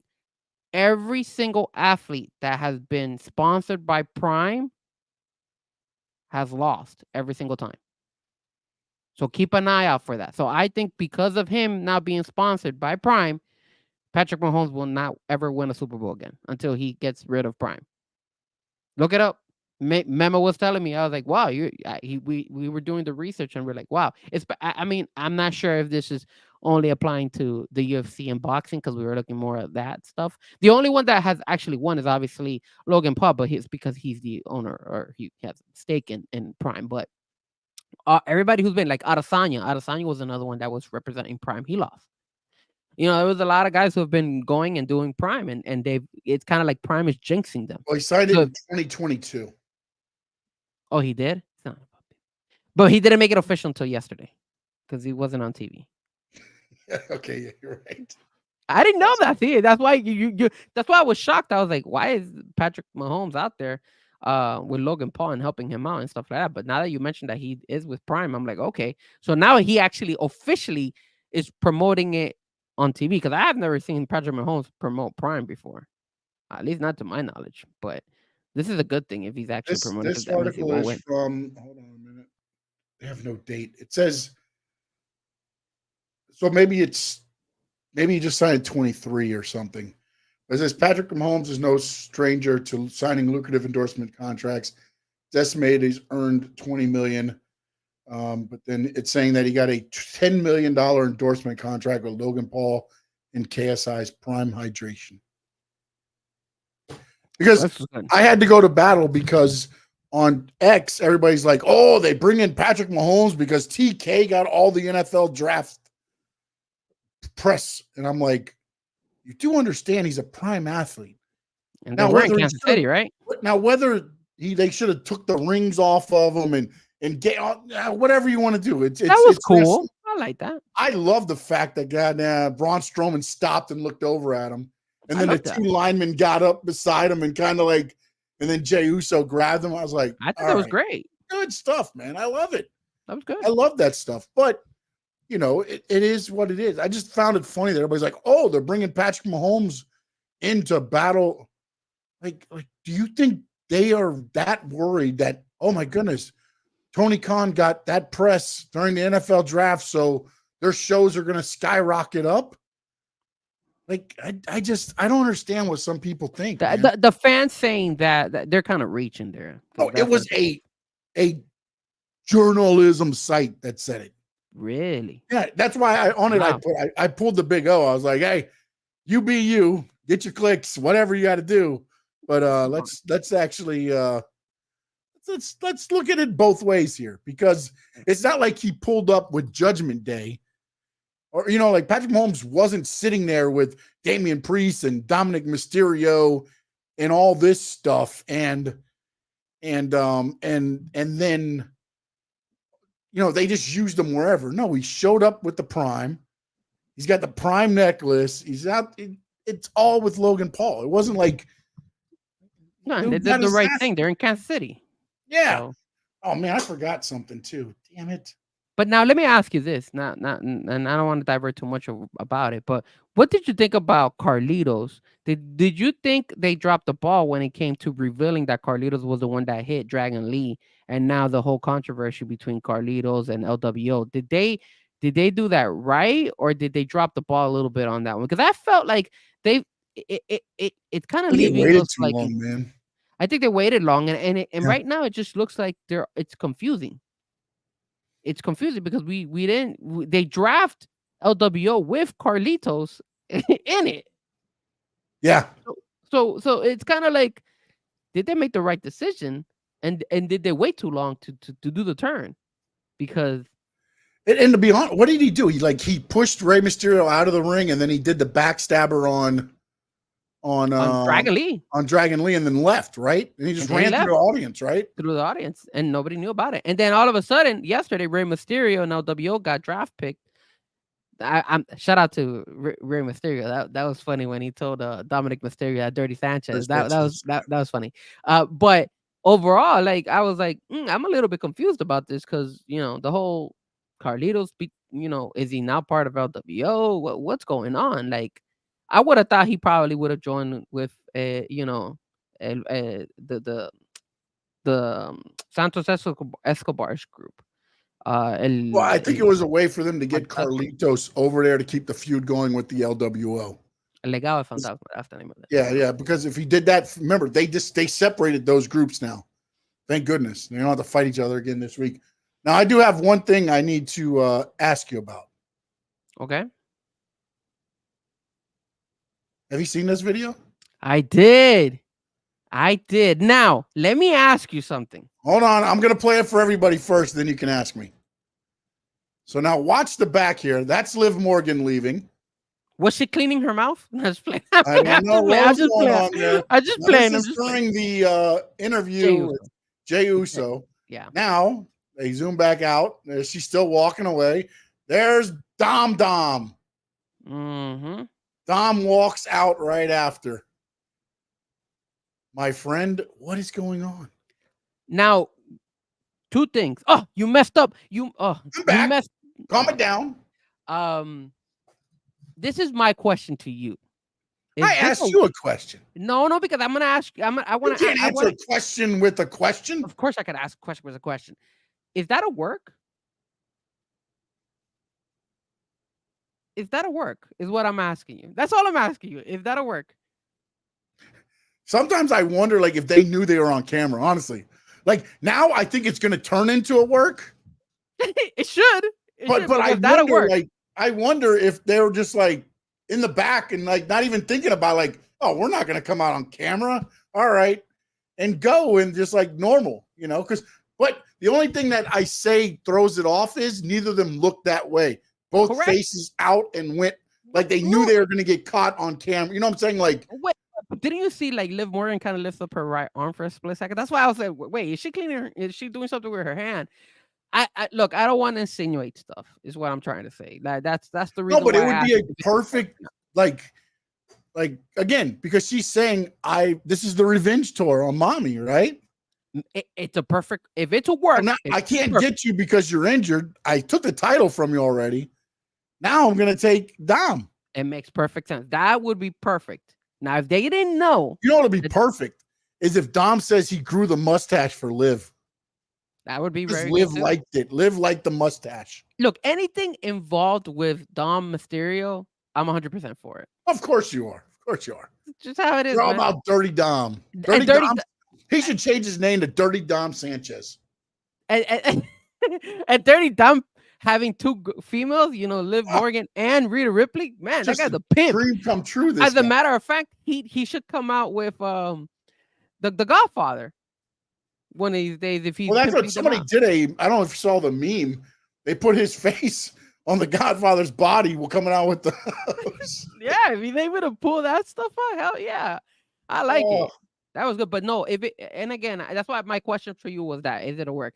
But because I even saw the comments, I saw people talking about it, and people were like, "Yo, Dom is married and stuff like that." So again, I insinuating this is a work. Oh no, in real sense. life, yes, in real life, Dom is so regardless of whatever, it's a work. I mean, don't get me wrong, but I mean, I think it's more storyline driven as far as a work with Rhea. I like it. Not a work in real life, like not real life thing. As part of the storyline with Rhea, I believe it's more of a work. That was more of a work with that in mind, I believe. Because again, WWE is great on throwing out little nuggets. If you catch them, great. If you don't, then somebody usually does and will put it out, and then you're like, oh, okay. Like, for instance, last night the QR code comes on during Gunther. And then also during another match, there's another little scramble little thing there. And everybody's like, oh, Uncle Howdy's getting drafted tonight. Then Braun Strowman got drafted. Everybody's like, oh, Uncle Howdy's coming. And then he doesn't come. And everybody's like, oh, this draft is crap. Like, bro, I never got that. I never got that vibe that they were gonna bring. No, what? Because he's driving down a road from the QR code. What road is he driving down? Where is he heading? Yeah, like I didn't think they were gonna draft him because they've been doing this for a while. Yeah, they've been dragging it for a while. They did it on SmackDown. They did it, and this is not the first time. And then they did it. I think this is the first time they did it on Raw. About it. If you wanted to debut people, why wouldn't you debut Tama Tonga on the draft? If that was the whole object of the draft was to get that oh shit moment or something like that, why would you not do it then instead of waiting when you did it and then wait for the draft? Like, that's not what the draft does. They never have they done it where people have returned from injury. Maybe that you didn't expect, yes, but they've never been like, ladies and gentlemen, here's former AEW superstar MJF. Like, that doesn't happen on the draft, man. See, but the thing is that we've been preaching for MJF to come like 20,000 times already to the WWE. And we finally had a sightseeing of MJF. I think last week or so when he had the thing on his shoulder. Apparently, his shoulder was worse off than everybody thought, and it's just going to take longer than. And that's the thing with the AEW guys. When you look at it, Keith Lee is unknown, Kenny Omega's unknown, MJF's unknown. That's three guys that you could put up into the main event pick. Not saying Keith Lee. But wait, that bug is also hitting WWE. You got Rhea Ripley, you got Dominic Mysterio, and they're not in the same level all the way up there. But I'm saying they're getting hit with the bug. That hurt my heart when you said Dom. Seth Rollins has been hurt. Yeah. Drew McIntyre. Well, the thing is, Seth was hurt, just like MJF. MJF was hurt for a long time. It just, he was able to go through the pain with what's like same as Seth until he was able to drop the title, and then he went to get fixed. And then probably because of all the crap he did, it's worse than what they thought it was once they got inside. Because you can't heal doing what they do. I mean, you slamming your body down on a shoulder, on a knee, like, it's not going to get any better. But the only thing is that WWE is making a better use, or is figuring out how to use these guys when they're injured and still keeping them relevant. Because I know AEW did that with Adam Cole, but they did a horrendous job with Adam Cole when it came to making him relevant after a while. When he did the turn, that's when he went down. Because even when he was injured and he was tag team with MJF, they were doing a good job keeping him relevant. They did a good job that way. It was once MJF left, there was no yin and yang anymore. It was just yang. So now with Dom Mysterio, they're doing the same thing. Because they know that Judgment Day is hurting without him, and it's hurting without Rhea Ripley. Those two are your main people in Judgment Day. They're slow. I think they're prioritizing the breakup now. Watching what happened with Damian Priest and everything yesterday tells me I feel like it's coming, man. It's coming. And then Finn, when Damian was in the ring with Jay and Finn's looking up at the belt, like there's going to be more to this than I mean, it's the right time, especially since Yeah. Rhea Ripley's hurt. Yeah, without Rhea there, it's almost time now to just rip the Band-Aid off and go. With and Rhea, remember, if Rhea was still able to be there, then maybe you can stretch it out longer because things, she pulls them back in, keeps them together a little longer, and then you wait. But I think remember, and remember what I said last week. I said that Rhea Ripley should take her character to another level. I think they should do that. It's going to be interesting. The right time to make it happen. It's going to be interesting. Change that character. They did not move Judgment Day. They did not move Liv Morgan. Rhea Ripley was not drafted. So it's going to be interesting to see what they do. Because you're going to have 2 women coming back in about 3 months. Yeah. Probably. Yeah. Charlotte and Rhea. 2 main event stars.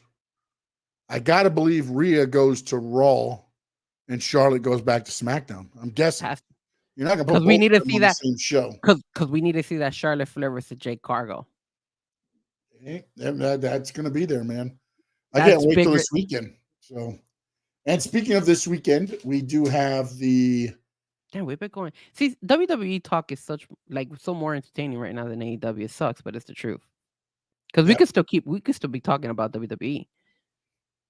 And I do agree. I know we got to pick our picks for Backlash, but I do feel that it sucks. But Damian Priest right now, they're doing, like you said, they're kind of doing a disservice on him, man. It sucks, man.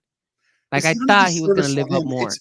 It's what happens, man, every time when like, and it sucks because the same thing happened when like because even Zami's belt is feeling more relevant than Damian Priest's belt, right? Yes. Don't you get that vibe? Yeah, but that's because again, it's that title where you can look at it and go, okay, Chad Gable can win that. You know what I'm saying? Like that anybody can go for it. The problem with when you get to those titles, it's the same thing that happened with Eddie Guerrero, man, when he won the belt. Rest in peace. It's like, okay, he beats Brock Lesnar. You're at a high. What's next? What's next? It was JBL. Like, and at that time, he beat JBL a couple times, and then it got to where JBL ends up winning it. But that's usually what happens, man. That's been the problem. With like everybody's like, oh, Cena gets the belt and this gets it, because when he doesn't have the belt, who else? Roman had the belt so long because there was no John Cena babyface that could take over. It goes in almost like if you watch it, it's like, okay, so Cena was a babyface, right? Kind of the face. Then Roman heel takes over. Now Cody's a baby face. He takes over. I'm trying to think before John Cena. Who John Cena take over from before that? I mean, that would have been Stone Cold would have been way before that, right? Stone Cold, Undertaker, Rock, Angle. Like you had those guys there at that time, but like that doesn't exist that much anymore unless you went to one brand. Like if you went to one brand, you're talking totally different. Like everything looks totally different with one brand. Because now the problem is you're trying to find 2 champions, 2 main event level champions, and then 2 main event level challengers. And then you've got to also have 2 guys underneath that, because once he beats that challenger, somebody's got to feed right into the spot. That's why right now main event level guys in to go. But then you've got the story of Drew McIntyre and CM Punk. Wait, 2 guys up that I don't want them to go for a title yet because I want to watch them do their thing. Wait. So that thank you for leading to that. My question to you is, sir, did they make a mistake by allowing Drew McIntyre to lose that belt to Damian Priest? Because don't you think it would be way better right now? And again, it's already good as it is. Like we don't need it.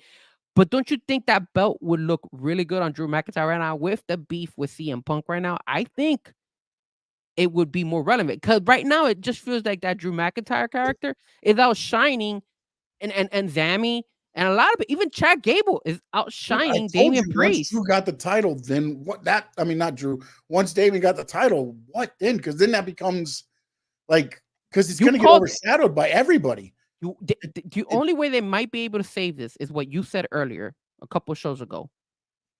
Finn Balor has to turn on Damian Priest, and I think maybe he'll get some momentum with that. But who else? And here's the thing too that you look at. And do I think it was a mistake? No. And I only say that because it led to more of the story that's being told with Drew and CM Punk. Because what's Drew's thing? Everybody's screwing Drew. No, Drew, you screwed yourself because your ego got in the way. Because if you would have just celebrated with your family and went back instead of going in after CM Punk, you would still be the champion.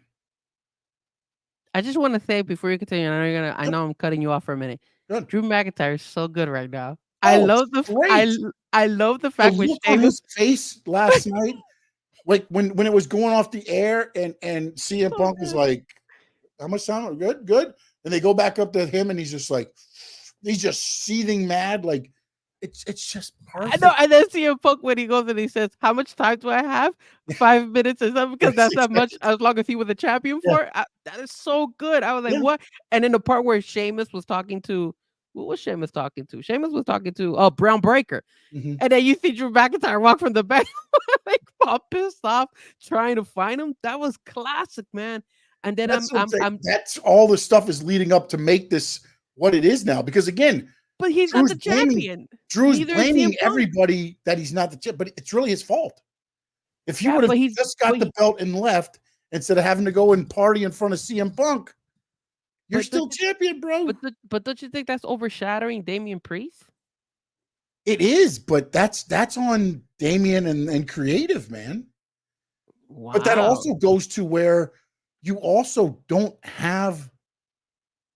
I mean, look at how can you blame that on Damian, bro? Come on, man. How are you gonna blame that on Damian Priest? I mean, what else? What do you want from him? Because here's my thing. If I'm Damian Priest, I'm the world champion. I'm looking at them and being like, I don't need you guys. I'm the champ. I got this. Go. It's just, and then the promo they cut, and again, not Damian, but creative too. Like, I've always been, enamored with you. Screw that, man, dude. Be Judgment Day Damian Priest and just be evil, man. I don't understand why it's got to be the big guys, the champion. He should be kicking ass, not like, I just make him interesting, man. I mean, I'm telling you right now, Chad Gable sounds a lot more interesting and running the Alpha Academy than Damian Priest. That's the problem. I'm trying to think the right way to say this.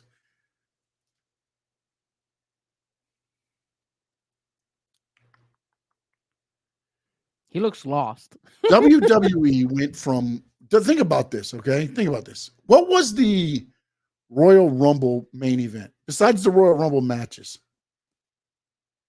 I have to go back and see because I don't remember off the top. My memory sucks. Sometimes I don't want to use WrestleMania because you're never gonna have main events of that caliber anyway. So it's hard. So I'm trying to think back and like the Elimination Chamber. That's not a good one to have. All right, hold on. Let me go back. Let me see what they said. I'll keep going, and I'll tell you. Because this is what I'm trying to get at. When you look at this Backlash pay-per-view coming up, your main events are Jey Uso versus Damian Priest and AJ Styles versus Cody Rhodes. Do any of those say it's can't miss? Like and I get it. I'm not saying none of them are. Nothing against any of them. They're all great. But like when you think about it, with Roman, it was Roman against KO. I wanted to see it. Roman against Sammy. I wanted to see it. Roman against Jay for 27 times. I wanted to see it. All right, look, I'm gonna hold on. Let me go back to what you were asking for Royal Rumble. And that Royal Rumble, the main event was, besides the Royal Rumbles, was that Fatal 4-Way, which was Roman Reigns, AJ Styles, Randy Orton, and I believe LA Knight. Yeah, LA Knight, which was a good match. Which was something that you would be anticipated to watch, right? Because And again, dumb me thinking, okay, a 4-way might be a way to try to get the belt off. So now you've got Roman against The Rock. Like if you start thinking about it, there's avenues to where you can see them taking the titles off Roman. LA Knight was hot. Like there was avenues of it to think that. I'm watching these matches and I'm going, I don't think Jay beats Damian. And I know AJ's not beating Cody. Like I don't feel like. And then another match that was good at that Royal Rumble was Kevin Owens versus Logan Paul. Logan Paul, yeah, okay, yeah. I just don't feel like in the main event picture for the heavyweight titles that there's that like, okay, let me tune in because, and again, it goes back to, and even in the girls one, right? Well, even in Bailey, Tiffany, and Naomi. Yeah. Like, I could be without either way. Becky again. Who's Becky fighting? Is hold on. I got the card right here, and I'm asking you. I mean, I'm looking at this card in front of me. I like the Kabuki Warriors versus Bianca Belair and Jade Cargill, but that's not like, oh wow, I can't. This Backlash is not one that you're like, damn. There's 5 matches. 5 matches is all they got.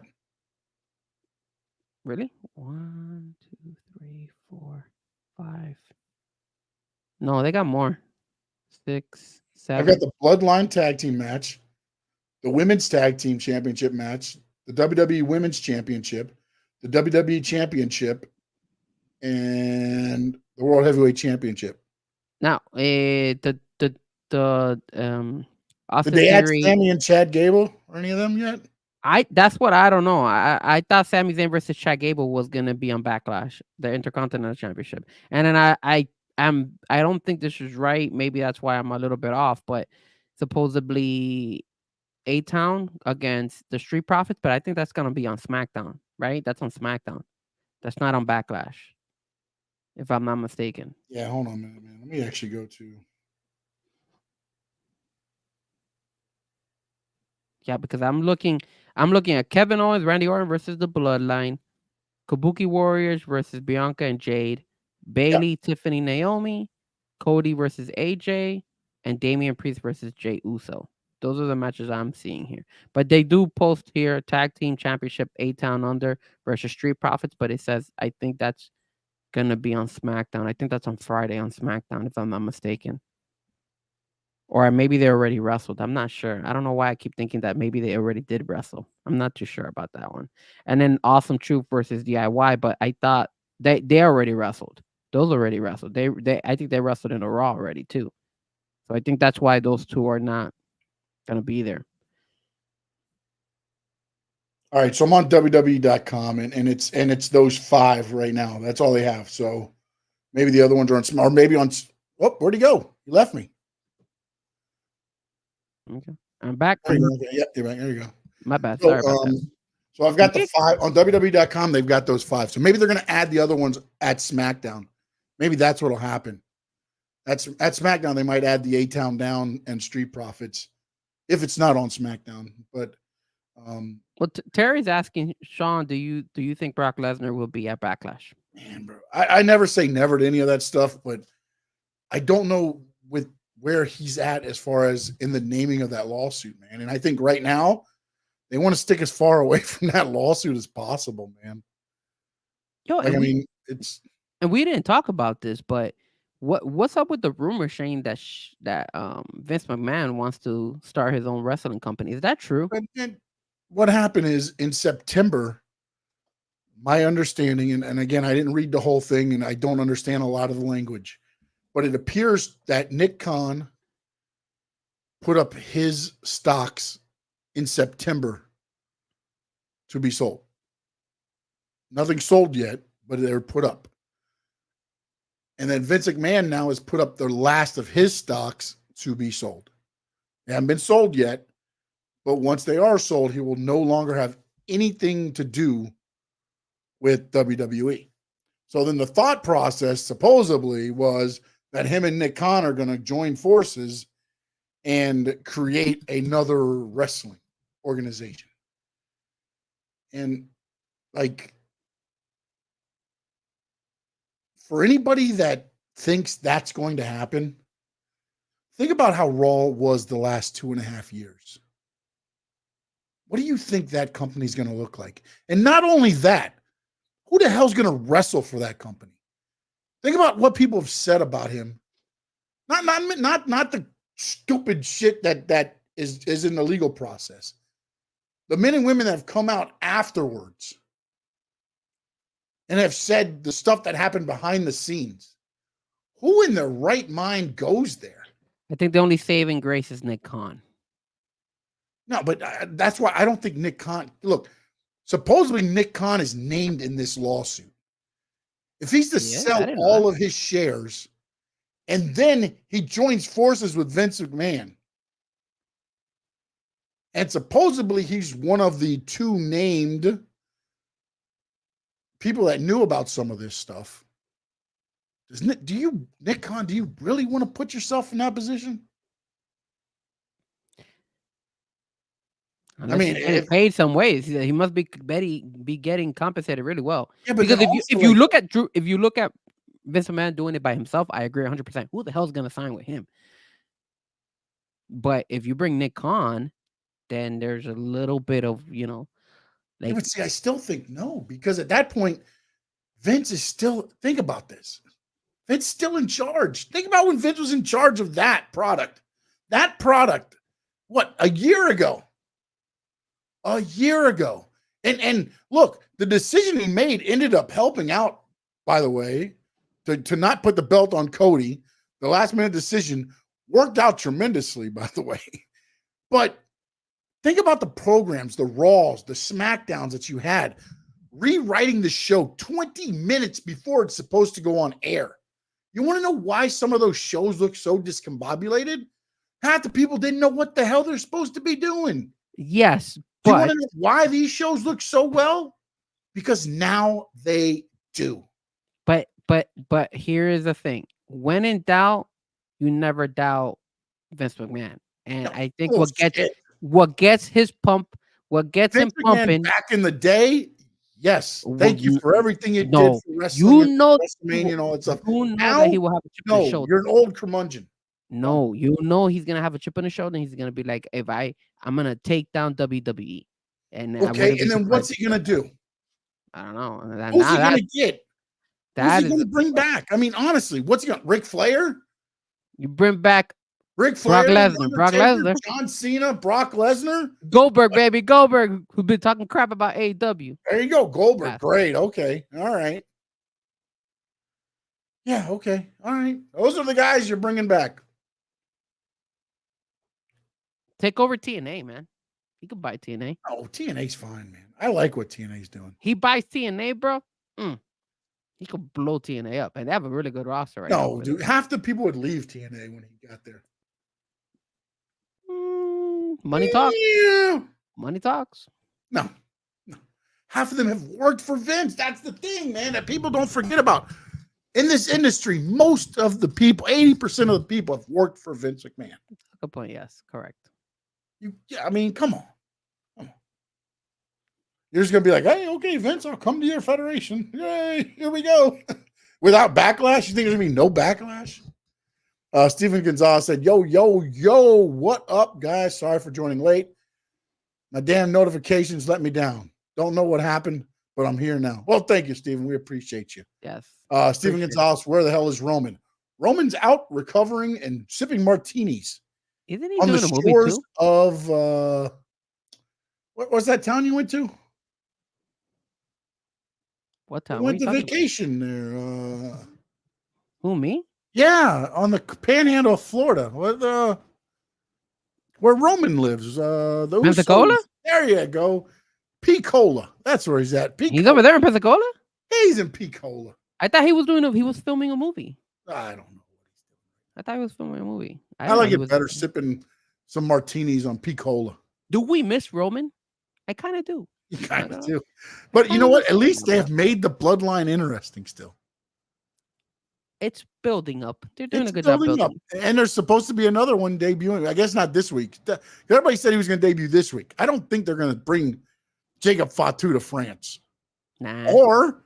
Or remember, Solo debuted in Saudi Arabia helping Roman. Is Roman going to France? No, I don't think Roman will, but Jacob Fatu might, and maybe he helps Solo and Tama against Randy and KO. Where is Jimmy Uso? Jimmy Uso's out, buddy. He's done. He's done for a while. Was he injured as well? Yeah, they took him. Solo took him out. No, I'm saying, but I understand that storyline says that, but I'm saying. No, I think it's all storyline. Just time he needed off. I think that's what it was. Gotcha. So he's probably in Pensacola too. Yeah, they're all in Picola drinking some martinis. I like it. Chocolatinis. All right. It's time now for our world famous prediction. We're going to be wrong predictions. Because we usually overthink a lot of this stuff, man. No, we don't. We did a hell of a job at the AEW prediction. We did. You nailed it. You called that Jack Perry turn. Here we go. WWE Women's Tag Team Champions. This one, I don't even know why we're going to talk about it. But the Kabuki Warriors versus Bianca Belair and Jade Cargill. Who says you walks out the WWE Women's Tag Team Champions? I mean, common sense says Bianca Belair and Jade Cargill. Common sense. And that's why I say Jade Cargill. Belair going to win it. Yeah, I want to go with that. You know, this is the only thing that I think is like, does WWE say, you know what? Let's not give them the titles. Let's break them up right now. I told you, man. I think because again, you got Charlotte coming back in 3 months. Cargill can hang by herself, bro. Do you have the match? But I just feel like there's such a high right now, and at the live events, they are knocking it out. If they do any types of merch for these two, I think it's going to sell regardless. And both of them #1 picks on alternate nights. I think you got to go with them. And they seem they seem like sisters. Yeah, it's perfect. It's going to get that one thing. I think it's got to build, and then there's going to be the resentment. And I think it's going to be Bianca. I think Bianca's the one that's going to go heel. That would be cool. I think it will be Bianca that goes heel. I believe that. And you know what? I will stake my name on it right now. Bianca Belair goes heel on Jade Cargill when they do the switch. Yeah, but you've been asking for it for a while. Because you've been saying that Montez Ford was going to become a heel. Yes, I know. They brought Fab in. They brought Fabi, which isn't bad, isn't terrible. I like her. So it's okay. We're good. Randy Orton, Kevin Owens takes on Solo Sikoa and Tama Tonga. What say you, Frankie Fresco? I like the bloodline in this one, man. It's just fresh. I like Randy. I'm glad they brought him into this. But you could bring up. I feel like what you said. Maybe there's a possibility that they bring another family member into this. So I just feel at the end of the day, you got to build up this new bloodline, right? You got to build up Solo and all. They need the win. They need this win to me. And I agree with you. And that's why I think. And again, Randy and them are. I think both of them are staying on SmackDown. So is the Bloodline guys. So this again is probably going to be a feud that maybe this just kind of kickstarts more going. WWE Women's Champion Bayley versus Naomi and Tiffany Stratton. Will it be Tiffy time in France? You know that you know that my two top women right now in WWE has always been Becky Lynch, and then all of a sudden Tiffy time is the one that's carrying it. I want Tiffany to win. I don't think she's gonna win it, but just because I am loyal to these two women, I'm always gonna go with them. So I say Tiffany Stratton. Give her the belt, baby. But I'm pretty sure it's gonna be Bayley. But I'm still going for Tiffany. Let's go, Tiffany. No, I got you, man. I just think, look, the build up to WrestleMania, Bayley doesn't lose at the first pay-per-view, man. I think, look, if this was her second defense, I could be like, okay, Tiffy steals it or something. You know, they do the old Naomi gets hit with something, Tiffy pins, and then Bayley chases her for the title for a little bit to where I never lost it, but, you know, especially with Nia Jax getting involved. Bayley, I think, needs the win right now to build it up as a champion right now. So I'm going to go Bayley, and I agree with you. You're like, you know, again, if anybody else wins that match, it's going to be Tiffany Stratton. No, and it's something Naomi needs to win. And like what we were talking, like we said, Nia Jax came on Friday. It wouldn't make any sense for Nia Jax because that's probably the next opponent. Although she is going to SmackDown now, but they bring her to France? Could she end up taking out everybody in this match? Because remember, she's SmackDown now. That, you know what? You could do that. And Naomi was at Raw, attack Tiffy time. How dare she? and all that stuff. So you know what? There might be a little bit of a wrinkle, no contest kind of in this match to where nobody wins. Nia Jax lays everybody out and stakes her claim to the SmackDown Women's Division on pay-per-view. Yeah, it could be. I mean, or When this is where where Tiffy could sneak the win. She runs while everybody else tries to fight Nia. Nia lays them out. She just crawls back in and gets the scraps. And now Tiffy time is the champion. This is when you say that we overthink things. Yes, here we are right here. But only because I brought Nia Jax. Creative right now. We're creative control. Like, hey, we could do this and that and that and that. But I think Bayley keeps it.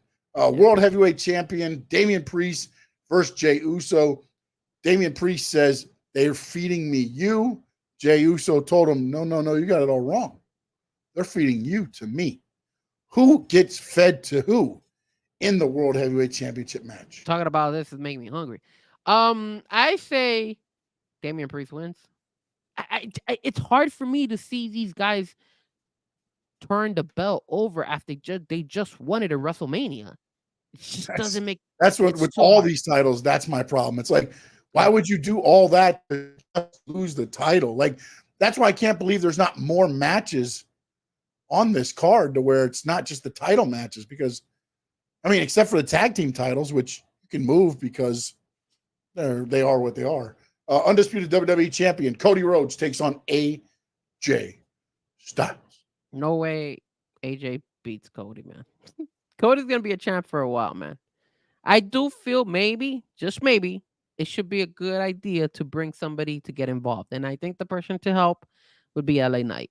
And then you could create the next fight, a triple threat match, maybe LA Knight, AJ Styles, and Cody for the next one. I think you could do that and help Cody, buy some time until eventually Roman comes back or Brock Lesnar or one of these guys. So I think they should bring somebody else into that mix. And then you could push that match again for the next pay-per-view, but in a 3-way. All right, here are the betting odds from Bet Online. Damian Priest is a minus 4,000. Jey Uso's plus 1,000. The line opened at Priest 800.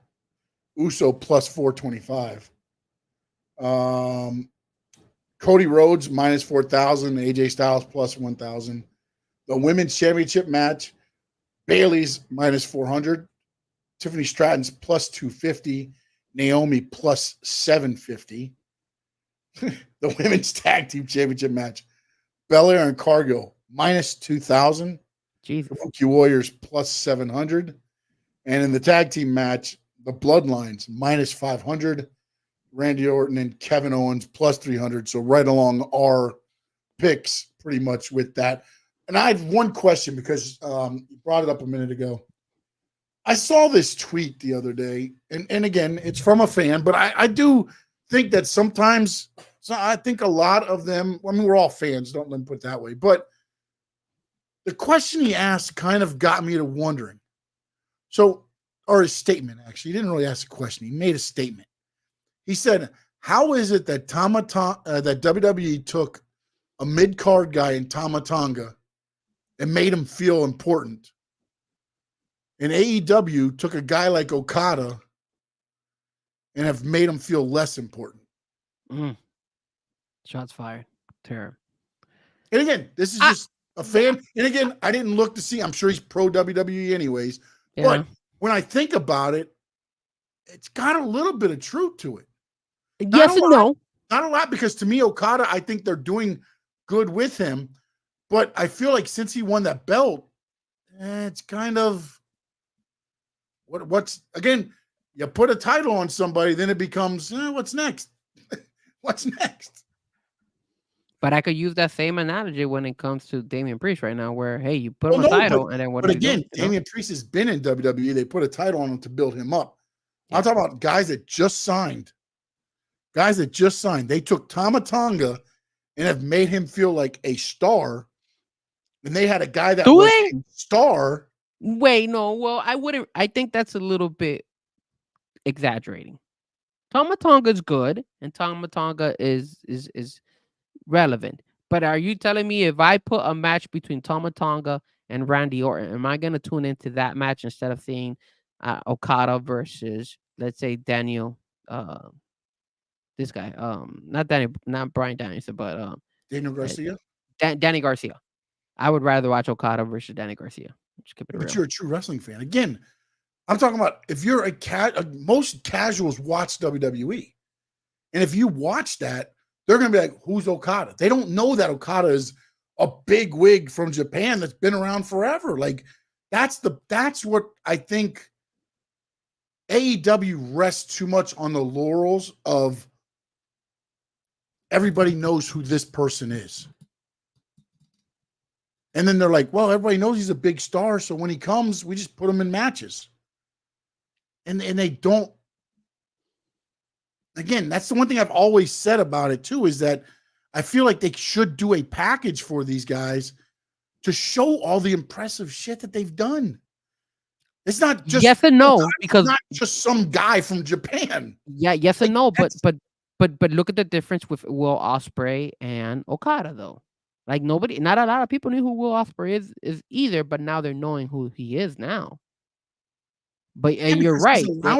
But he's a baby face, and they're giving him the baby face treatment, and they're allowing him to. The reason everybody's going to him is because you're able to invest because you feel him.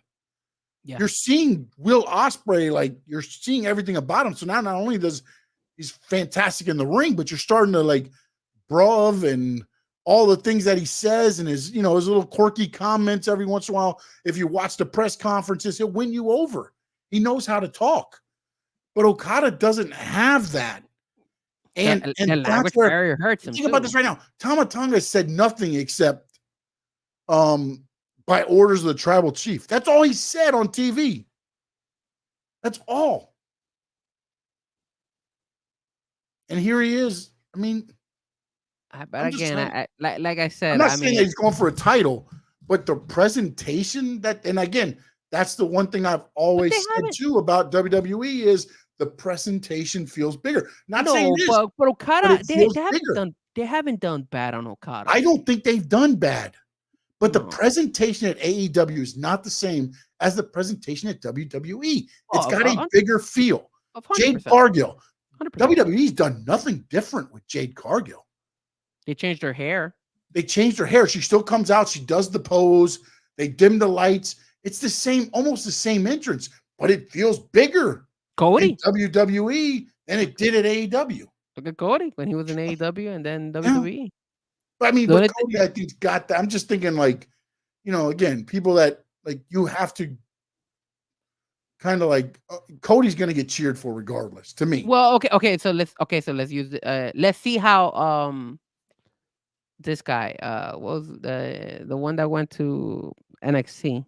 What's his name? He's been okay.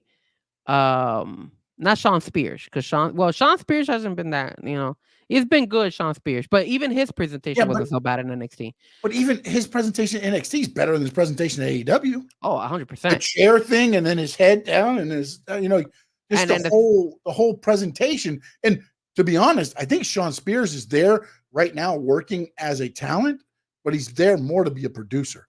He started showing up on the producers list. Oh, that's cool. So again, I think that's more the role he's transitioning to. But hey, why not use his vast experience to help out these young talents as they need somebody to work with? Because that's experience working with guys that have been on TV, knowing how to better position you. If you mess up, they can clean up that mistake. That helps. The guy I was trying to think of is Lexus King. Okay, so his presentation of NXT compared to his presentation to AEW, which he's done a lot better in NXT. Even let me tell you something. Even yesterday, when they told that name, when I first heard, I was like, "How the hell are they going to make this work, bro?" And I get it. He told the story about his, he told the story on how it came. But I'm like, bro, Lexus King, and they made it work, man. But you want to know something? You want to know something? Even the small little things work, because remember when they would go ahead and announce who was the next NXT fighter jumping to the main roster, he was always one that would stand out in that crowd. Didn't you see he's always in the first row with his blonde hair and he's going all crazy and stuff like that? All those little things I notice Yeah. when I'm like, damn, look, even though he's not getting called up, I notice Lexus King out of everybody else is the one that is like making himself stand out and little things like that. And that's the difference between, AEW and WWE. That even the little minor things they even though we like you and me, and I know you guys might say, hey, we like to talk crap about AEW, but they have improved. They are they're going in the right direction. Yes, their story. Look, and here's the one thing too, because I had somebody jump on me about it. I'm like, look, bro, inside the ring, inside the ropes, I have no problem with AEW. The talent is superb. It's the stories to keep me wanting. I'm not about, fantasy matches. I mean, yes, they're great. The pay-per-views are always great because, yes, it's fantasy matches that you always want to see, but that can only get you so far. On episodic TV, I need stories or something to keep me invested because, look, to me also, they're watering things down. Like, and I hate that, man, it just sounds like I'm piling on them, man, but like, you don't have to have Swerve wrestle every week. And if you have to have him wrestle every week, have him wrestle some enhancement talents so it's a quick, easy match. And then promo him or something. Like same with Will Ospreay. Every match doesn't have to be that freaking fantasy match. Save those for the pay-per-views or something. Look how the Young Bucks has been working. They haven't been wrestling a lot, but they're doing little things where they're just showing up and just doing it. And it's like we were talking about this with the Chris Jericho. We don't want to see Chris Jericho wrestle every freaking show. We're tired of him. Learn how to use them and learn how to do this correctly. And you're right. Unfortunately, Swerve versus Claudio. Why? Why is that match happening? Why? I mean, think about it. It easily be a pay-per-view. In the last 3 days, it's been Kyle Fletcher, Claudio, and who else was the other one? He wrestled one more. Who was it? I don't remember. To be honest with you, I haven't seen who he has wrestled because I do. There was one more. He's had like 3 defenses since he's won the title. It wasn't. Actually, I should phrase that. 2 other more defenses because the Kyle Fletcher was an elimination, whatever. It wasn't the Sean Taylor Promotions people, right? No, I don't think so. I don't think it was Sean Taylor Promotions. Was it Sean Taylor Promotions? No, I don't think so. I want to say it was somebody else from, but no, it can't be somebody else from. Let me see if I can pull up. No, he didn't fight. Audio. No, I'm thinking somebody else from BCC, but Wheeler's not there, so it wouldn't have been anybody from there. Let me see if I see. Everybody on the chat knows. Let us know if you're on X watching us. Don't forget you can jump over to the YouTube channel Stanley Media House or Frankie Fresco. You can subscribe, hit the notifications, get set. We're here every Tuesday. We start at 7, and sometimes we go till late. Again, guys, we're only going late is because kudos to Sean. My apologies. Dude, you were only here like 15, 20 minutes late, bro. It wasn't like you missed the whole show. We've been talking WWE for almost an hour and a half now. So I got here. Check this out. I pulled it up. It based on this site, and this is profightdb.com. It says Claudio. He beat Claudio. He beat Kyle Fletcher on Dynamite, and then he fought Samoa Joe in Dynasty. So he's only so then that's 2 then. Okay, I misspoke. I apologize. But still, Dynasty was Sunday, Dynamite, and then Collision, right? Yes, April 21st was Dynasty, April 24th was Dynamite, April 27th was Collision. Good call right there, bro. Just fighting over, and he's gonna keep going. And then you're trying to figure out how in God's green earth does he have an opponent because he keeps fighting these guys. Like, why couldn't they build up him against Claudio? I thought that would have been a great matchup. And then remember, and then look, it's like they leave stuff like so. And again, man, I hate sounding like we're bashing them, but where's Dustin Rhodes? All this stuff. Now he's gone again. I don't see him. Yeah, the Rhodes name is not as much as it needs to be now. It's not WrestleMania week. I'm trying to see right now. I'm trying to see what the Dynamite for tomorrow is here. All right, so tomorrow you're going to have from the Canada Life Center in Winnipeg, Adam Copeland will take on a member of the House of Black. Yeah, it could be any of three of them. Geez, they don't have really matches out right now. Uh, Tomorrow night on Dynamite, we'll find out who will stand across from Swerve at Double or Nothing. okay. The FTW Championship, Chris Jericho versus Shibata. That should be a good fight for Shibata. I'm not excited about. And then what will happen 7 days after the Elite attack Tony Khan? There's not that many matches. That's it so far. So I honestly think this Dynamite is going to be more centered around the Elite running amok and messing things up and making. I think this is where they start, making Team Tony Khan, and then, or maybe they run amok and then maybe Kenny Omega shows up since he's an EVP. Okay.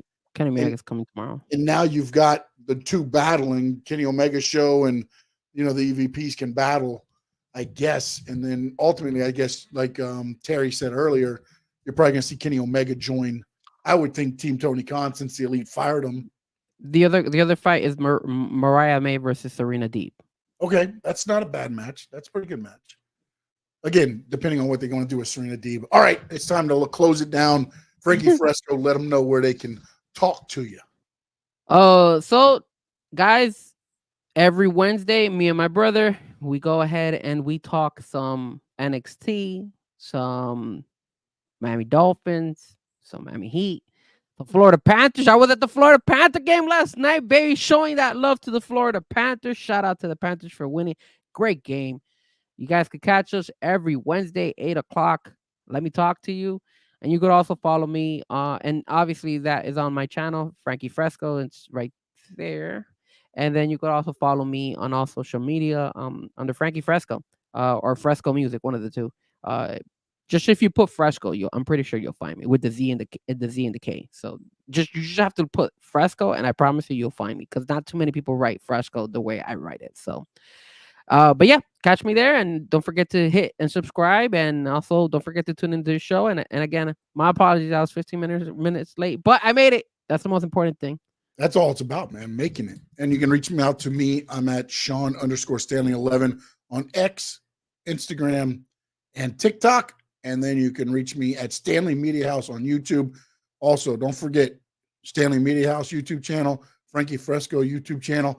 Go to them. Please hit the subscribe, hit the notification button, help out, support us. We appreciate that. If you like what you're watching, share it on social medias. Tell your friends, tell your family.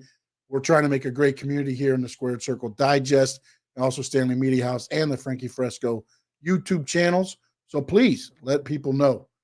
And anything else you got, Frankie Fresco? No, man. I'm excited about CM Punk. Backlash this weekend, guys. Raw will be in Sunrise in a couple months, so make sure you guys try to get tickets to go there. I won't be able to go. Sorry. And then, that's it, man. Hopefully we have a great week. And I will say this. I know he hasn't been in he was in the chat board. I was the one who came late. Shout out to my brother, Nick. He's actually graduating on Thursday. The beginning of the show right there. He's graduating. He is graduating from FIU, from college. So shout out to my brother.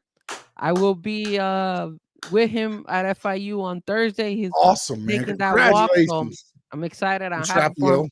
I don't know if he wants his name known, but yeah.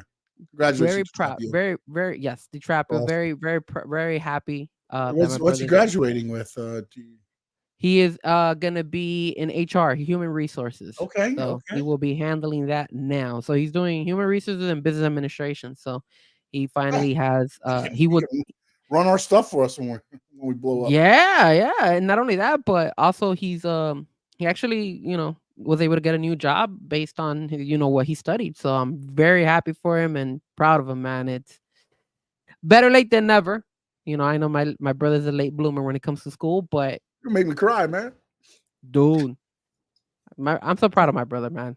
That's awesome. And shout out to everybody who goes. I'm proud of you too, man. And shout out to everybody who goes to the Florida Panther. Go to a Panther game, man. That thing was fun. Tomorrow in the show, I will go ahead and be showing you highlights of what happened. Oh, it looked like fun, man. I saw on your IG. No, we need to go, man.